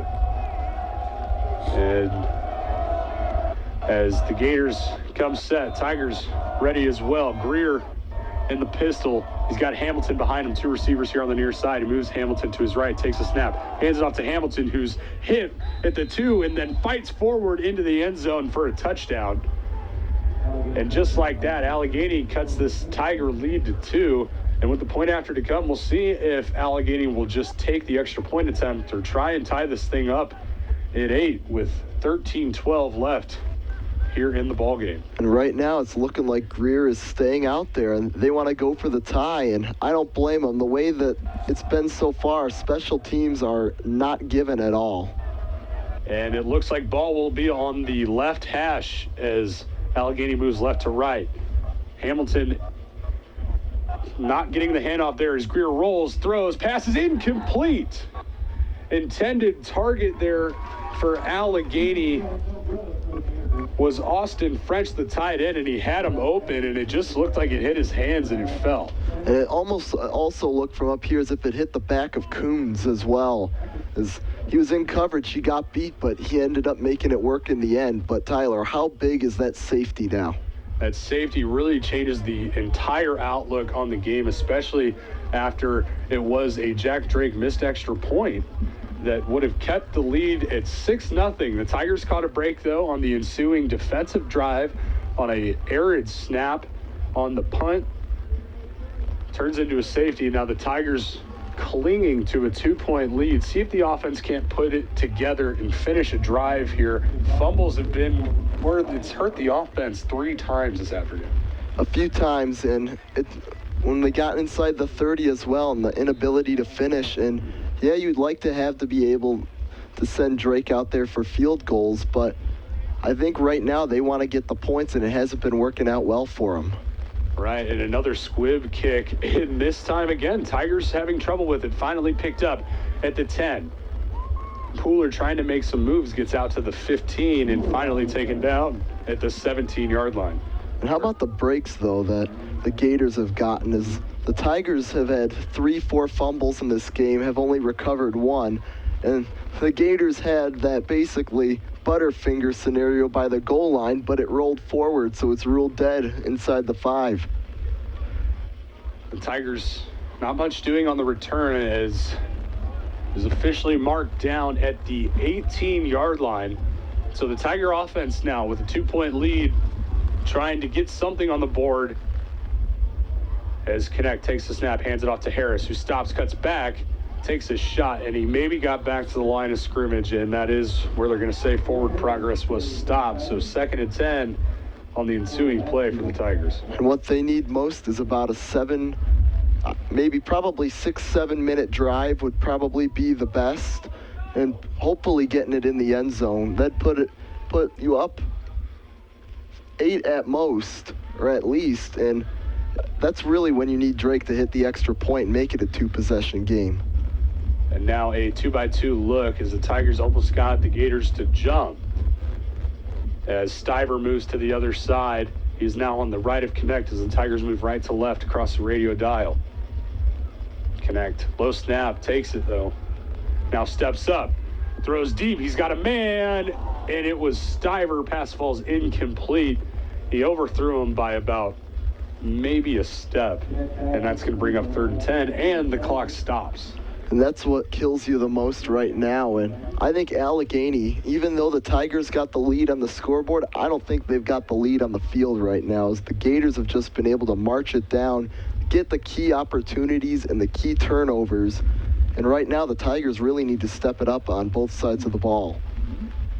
The offense facing a 3rd and 10, trying to put the finishing touches on this thing with 12-12 left here. The 4th quarter, 3 receivers on the far side. Hudson all alone here on the near side. Another low snap. Connect, rolling far side, still looking. Throws across the middle, passes incomplete. Hudson, the intended target, he's throwing back across his body. Good play by the defender, though, to knock that one away. Yeah, it was all over him as soon as that one got it, and it looked for a second as if Hudson caught it, which would have been a pretty good catch, but the defender was there to rip it out of his hands. And that brings on the Tiger punting unit. Ty Johnson back out onto the field. Hasn't been very busy this afternoon, only his second punt. His first one, and in pretty similar scenarios, heels last time around were also at the 4-yard line. And see if Ty Johnson can't flip the field a little bit and give the Tiger defense some breathing room. Haynes on to snap. It's a high snap as Johnson boots this one away, end over end, see if he doesn't get a friendly bounce, and he does. And picked up by Victor, but he falls right on top of it at the Allegheny 45. That's where they will start when they come out onto the field. And Eddie, Tigers defensively really just had one bad drive, and it was that last one. And I think a lot of it was the one big play. Overall, they've stood strong for most of the game, but that deep pass to end the third quarter pretty much put Allegheny right in scoring position where the Tigers had nothing they could do. And an unfortunate break not to pick up the fumble that happened inside the 5-yard line by Allegheny.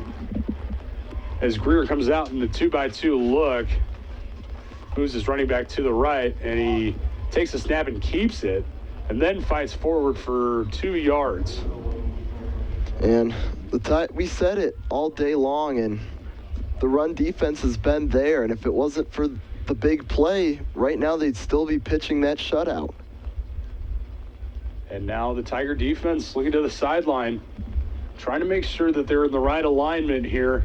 As Allegheny has picked up some momentum here through the second half. 2-receiver look here. Now Alex Victor moves to the near side, takes a snap, hands it off to his tight end, who falls forward after initially taking a shot right at the first down marker and picks up a first down into Tiger territory. That was the tight end, Sharon Tucker, the receiver, the junior out of Pittsburgh. And now Allegheny with a first down on the Tiger side of the 50 as we approach 11 minutes left in the fourth quarter. Victor again in motion. Takes the snap, does Greer. Now looks, throws, passes, incomplete. Good play there by Perkins to recover and stick with it, trying to knock the ball away. They had a step along the sideline, and it seemed like he caught it, and he did end up coming down with the ball in the end, but was out of bounds, and a pretty good force out as well by Perkins. Perkins, like we said, he looked like he got beat by a step initially, but a good play to stick with it. Forced the incompletion, and now a 2nd and 10 with exactly 11 minutes left in the ball game. 2 receivers here on the near side, 2 running backs. Takes the snap, he's going to hand it off to Victor, and Victor escapes one tackle, but not the next, and he's dropped way behind the line of scrimmage. And the one in there to clean it up for the Tigers, I believe, was Joe Zonka, who just came overflowing, trying to find the running back. He got rewarded with a big play, and now a 3rd and 15 facing the Gators. That was another example of how the Tigers have had that bunch swarming defense all season long. One man missed, the rest were there to clean it up. And now Greer, 3 receivers on the far side, takes the snap. Looking, faces some pressure, now steps up. Throws, passes, caught! Splits 2 defenders. Alex Victor picks up the first down and some more out to the Tiger 25. And a good play there by Greer to scramble. He found someone, split 2 Tiger defenders. And right now, Greer's getting a lot more confidence back in that passing game. Only 3 completions in all the first half, and he has come out strong here in the second half. And now Victor moving in motion yet again. Greer takes the snap, hands it off, and dropped right at the line of scrimmage is the running back, and that looks like Adams. And, well, on the passing side of things right now, it's really unfortunate that the Tigers have been giving up these big plays because the run defense is not allowing him to get anywhere. But on the passing side of things, Greer, like I said, he's becoming a lot more comfortable out there, and he's finding his receivers, and so far the Tigers don't have an answer for it. 3-by-1 look for the Gators. with Adams in at the running back position, and Greer hands it to Adams again. This time he gets forward for 5 out to the Tiger 20. And Adams is just a hard-nosed runner, puts his head down, and he's going to take people with him. And right now, 3rd and 5, I'd expect them to go back to him. And now again at that middle distance here, where if you don't convert, you're down 2, but in a chance to kick a field goal and take the lead. But we'll see what happens here on 3rd and 5 with 8:40 left in the 4th quarter. 3 receivers, brings a man in motion, coming here to the near side, takes the snap. Greer looking, faces a pressure again, and he's gonna be dropped. The Tiger defensive front comes up big again. Anthony Sansone, one of the first in there as well for the Tigers, as number 94, Adam Posabon, the freshman defensive lineman out of Dunwoody, Georgia, comes up huge. The 2 defensive linemen for the Tigers. Now a 4th and 9 for the Gators in decision time for Nagy and the Allegheny coaching staff. They've gone on the offensive side pretty much all day except for the 1 missed kick, and where they're at right now, it'd be about the same distance as earlier, and they're going with the field goal unit again, but it's a 2-point game. This could be for the win. It looks to be about a 41-yard attempt for the Tigers. Kick is up. Kick is no good. He pushed it right. Tigers holding on to that 2-point lead, at least for the moment. And with 7:51 left in the game, Tigers are going to take over after the missed field goal there by Leidenweber. And the Tigers catching a break. Bend but don't break. Once again, and we saw it earlier, he missed one short, and that one definitely had the distance, but just a little bit to the right, and you got to take everything you can get at this point. And now the offense needs a nice long scoring drive right here. Even I think a field goal would be big. And a 2-by-2 look for the Tigers. Running back to the right of Connect, that looks like Pooler. And he's going to hand it off to him. He gets up to the 25, stays in bounds, and then runs out of bounds after picking up the first down across the 37-yard line. And that'll move the chains, stopping the clock momentarily. And Pooler kept his feet moving and got north and south quick. As soon as he got to the sideline, didn't try to cut it back, got what yards he could, and it's enough for a first down. He did get out of bounds, so it stops the clock, but you can't complain about picking up a first down. No, and once we get into the final few minutes of this game, I believe Pooler would be smart enough to stay in bounds, as now we get a whistle as Coach Lynch. WGRE. Okay, that is. Coach Lynch not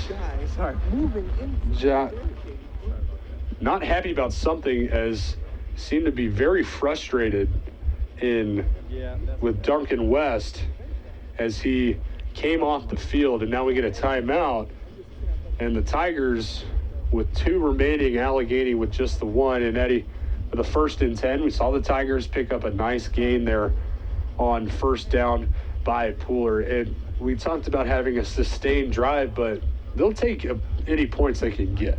At this point, yeah.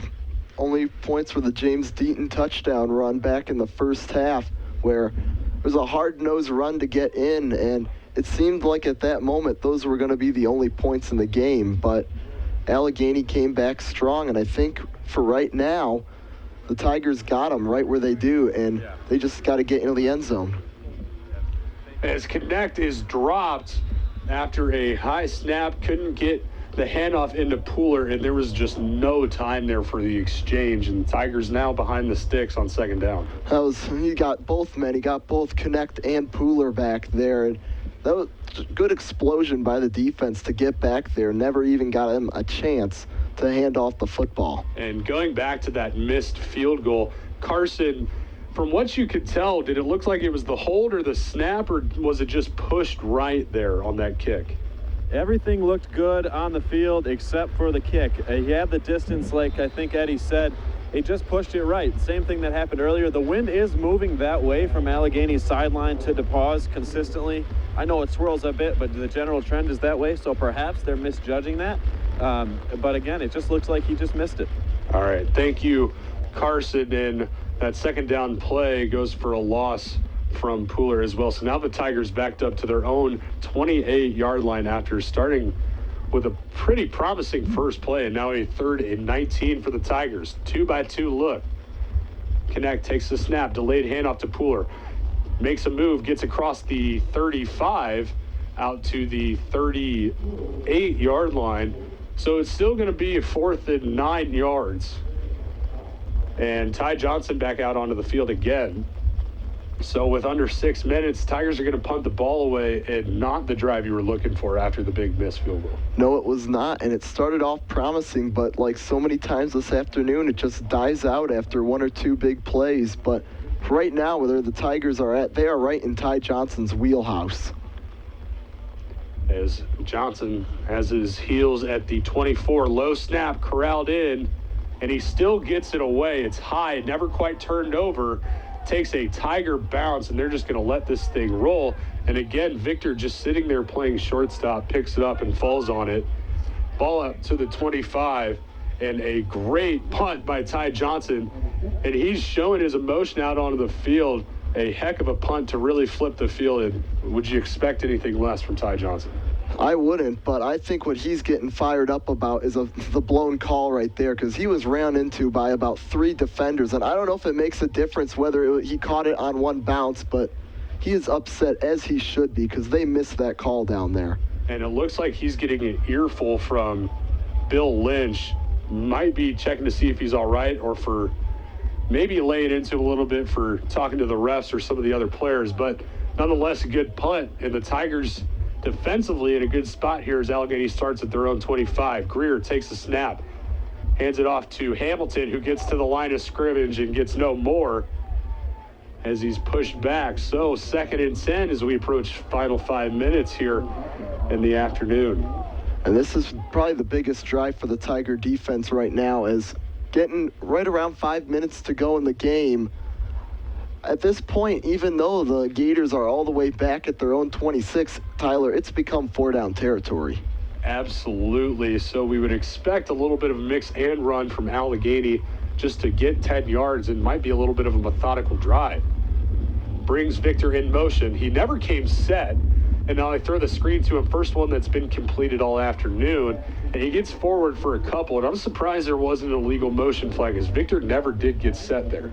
Yeah, I noticed that too, when I guess you could say a couple of blown penalties there for the Tigers, and they've caught their breaks earlier today, but not in these last couple of plays, as the defense really trying to get them fired up.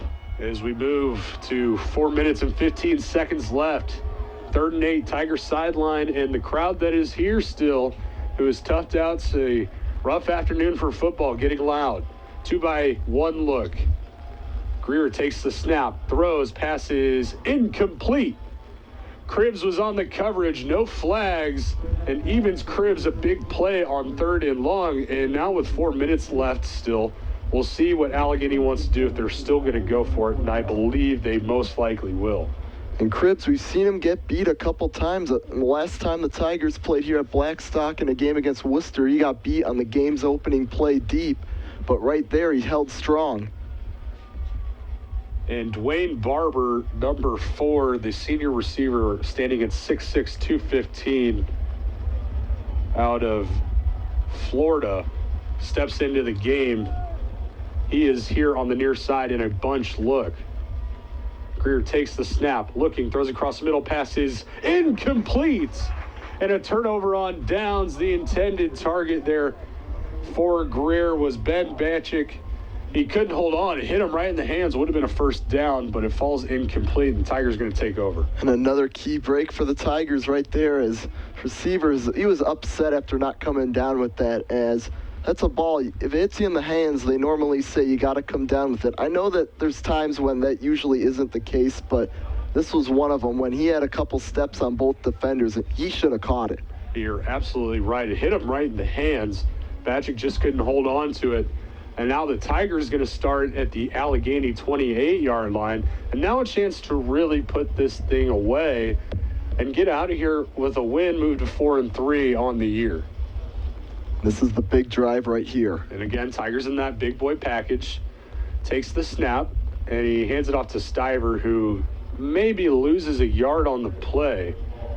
And so that offensive line that seemed to be having a rhythm through most of the first half and even to start this third quarter and move into the fourth has really slowed down just a little bit. I don't know if it's the fatigue or what's happening, or they got figured out on defense, but so far there's been nothing. And we saw Pooler and Stiver both having huge lanes on the right over the middle, which they did not on this last play.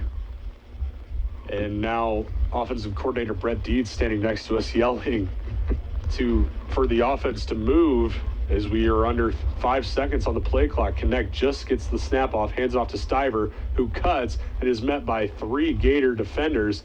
And it looked like Stiver could have kept going to try and catch the edge. And now we have a timeout called by Allegheny, their final timeout. So something to keep an eye on here with 3rd and 11 to come for the Tiger offense. And I figured it was only going to be a matter of time till they took that timeout, but I think 2:53 to go in the game, I still think it may have been a little early.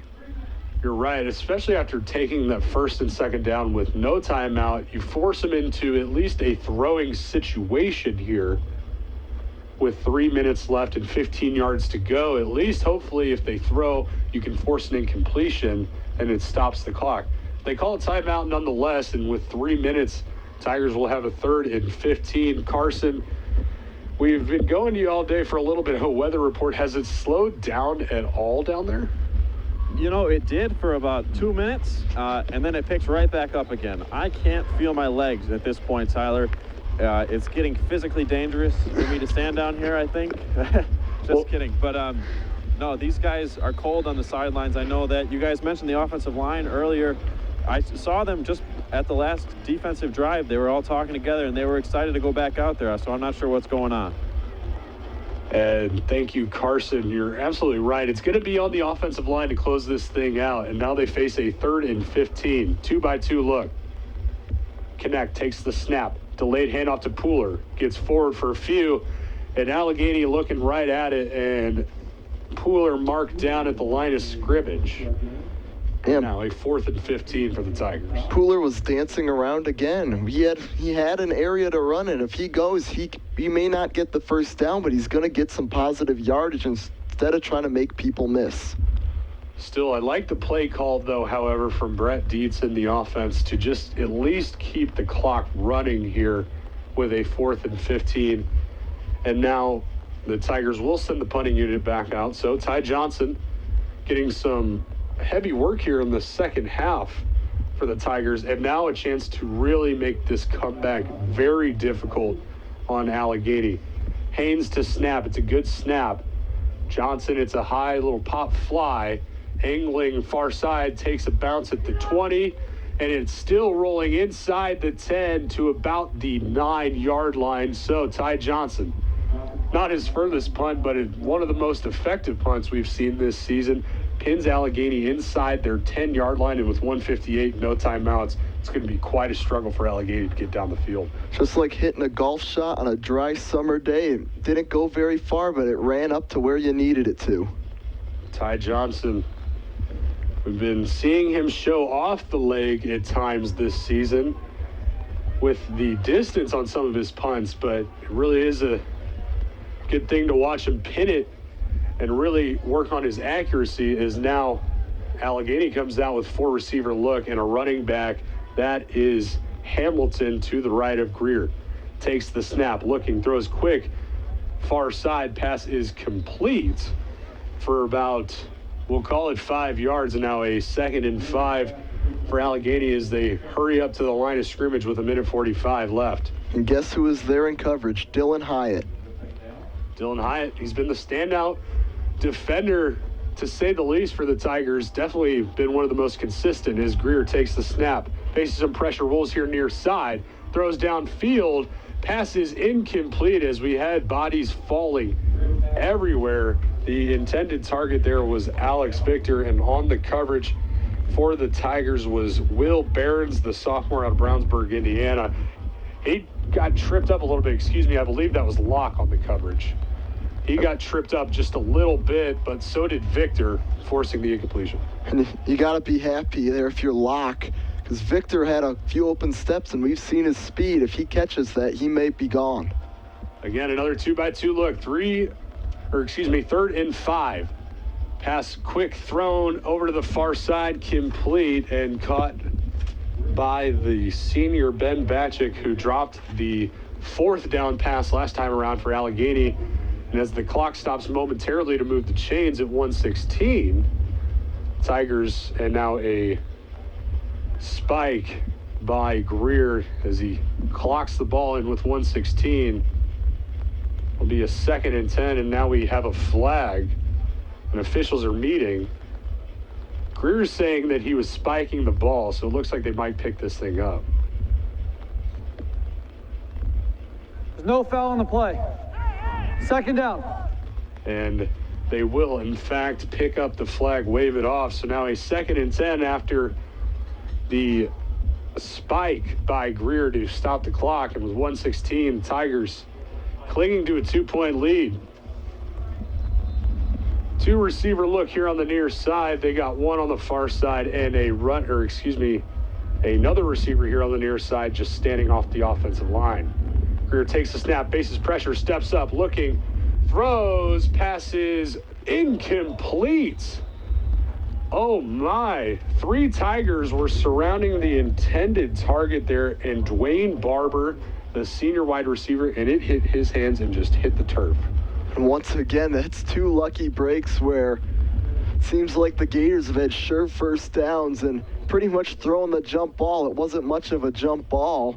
Barber had it, but as we said, it hits you in the hands, you got to catch it. And now we get another whistle. This time it looked like it was from the field judge, but no flags or timeouts called. And so with 1:08 and a 3rd and 10, Tiger defense looking to come up big, seal this thing for the Tigers. 8-6 is our score. Tigers in front. 3 receivers on the far side, 1 here all alone. Greer takes the snap, looking, throws across the middle, pass complete to the 40 and a 1st down. So clock will stop momentarily at 1 minute. You think at this point, as the Gators are going hurry up offense, trying to get something going here with no timeouts, they got to play tighter defense. And Greer clocks that one yet again. And so now a 2nd and 10, and Greer pointing at the scoreboard, maybe saying that a little bit extra time ran off after he spiked that ball. And he was in fact right. So that minute, or that 2nd and a half, gets added back onto the scoreboard. And as we know, Eddie, crazier things have happened, so it could be a very big 2nd and a half. It could. And with 3 receivers on the far side and 1 here all alone, and a 2nd and 10 to come for Allegheny, Greer stands in the gun, takes the snap, looking, some pressure coming from the Tiger front, throws across the middle, pass falls incomplete. Intended target there was Barber, and now a 3rd and 10 with 54 seconds left. That very well defended over the middle by the Tigers. 4 men all around Barber. If he catches that, I don't think he's going to get very far unless he can break them tackles. And so with under a minute left in the 4th quarter, Tigers forcing Allegheny into a 3rd and 10, ball at the Allegheny 41-yard line. 2 receivers here on the near side, a couple of running backs. One of them is Victor, who now comes in motion out here. Takes the snap, looking, dumps it off to Victor, who tries to get upfield and then wisely runs out of bounds across the 43-yard line out to the, no, they're going to say he went out of bounds at the 43. So a gain of 2, we'll call it, to a 4th and 8 with 47 seconds left. And this is your ball game right here. Gators have no timeouts. As the Tiger sideline starts to get into it a little more here, sensing that this could be the final, essentially the final play of the game. 4th and 7. 2x2 look for Allegheny. Tigers showing some pressure. Greer takes the snap, looking, throws quick, passes complete right around that 1st down marker, and it looks to be about a yard short. The line judge marking him down at the 50. He needed to get to the Tiger 49.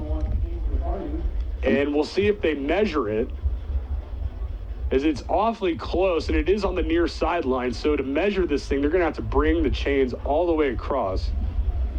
And they will, in fact, measure. Probably the safe call here, as this will determine the game. It seemed awful close when he caught it. I thought at first he got the first down, but then after he was stopped, he looked short. But it's depending on where the chains are at. I definitely thought that Caffardi made that catch and got right around that first down marker, right at the Tiger 49 when he made the catch. And then the line judge gave him a tough spot. And so we'll check as they measure this thing out and the chains come across the field. And if this is short, all the Tigers are going to have to do is take a knee, and they're going to escape this afternoon with a win and move back to 4-3. And yes, it is short. As we can tell by the reaction on the sideline, the Tigers come up big again. That bend but don't break a little bit. They needed to get 10. They got 9, and the Tigers will take it, and they're going to get out of here with a win. It was far from pretty, but a win's a win, and that gets them above 500 on the season. And it seemed like there are too many chances for either team to take this game, but I'm sure Connect is going to be happy to take a knee, and the guys on the sideline are going to be happy to take one for a win. So the Tigers moving to 4-3 on the year with that knee taken by Colin Connect. A tough win against a team in Allegheny that is a lot better than their record suggests. They're going to drop to 1-6 on the year, but they've gone through the toughest part of their schedule. It's tough when you open up against Mount Union as well. Yeah, it is definitely difficult when you go in playing a Division III powerhouse, and really a lot of it that a 1-5 team comes here, plays a 3-3 team. You're going to think the 3-3 team will be better, and it was pretty much an even matchup where the few big plays really made the difference. You're absolutely right. So the Tigers win this one, move to 4-3. They've won 3 of their last 4. They're on the road next weekend at Denison, and you can listen to that right here on your home for Tiger Athletics, 91.5 WGRE. Well, Eddie, I want to thank you for taking the time to be up here with me. It's always fun, Tyler. Carson, why don't you go get warm, get dry? And we want to thank you for tuning in. I'm Tyler Rosen. For everybody back in the studio here in Greencastle, thank you for tuning in to another edition of DePauw Tiger Football on your home for all of DePauw Athletics, 91.5 WGRE.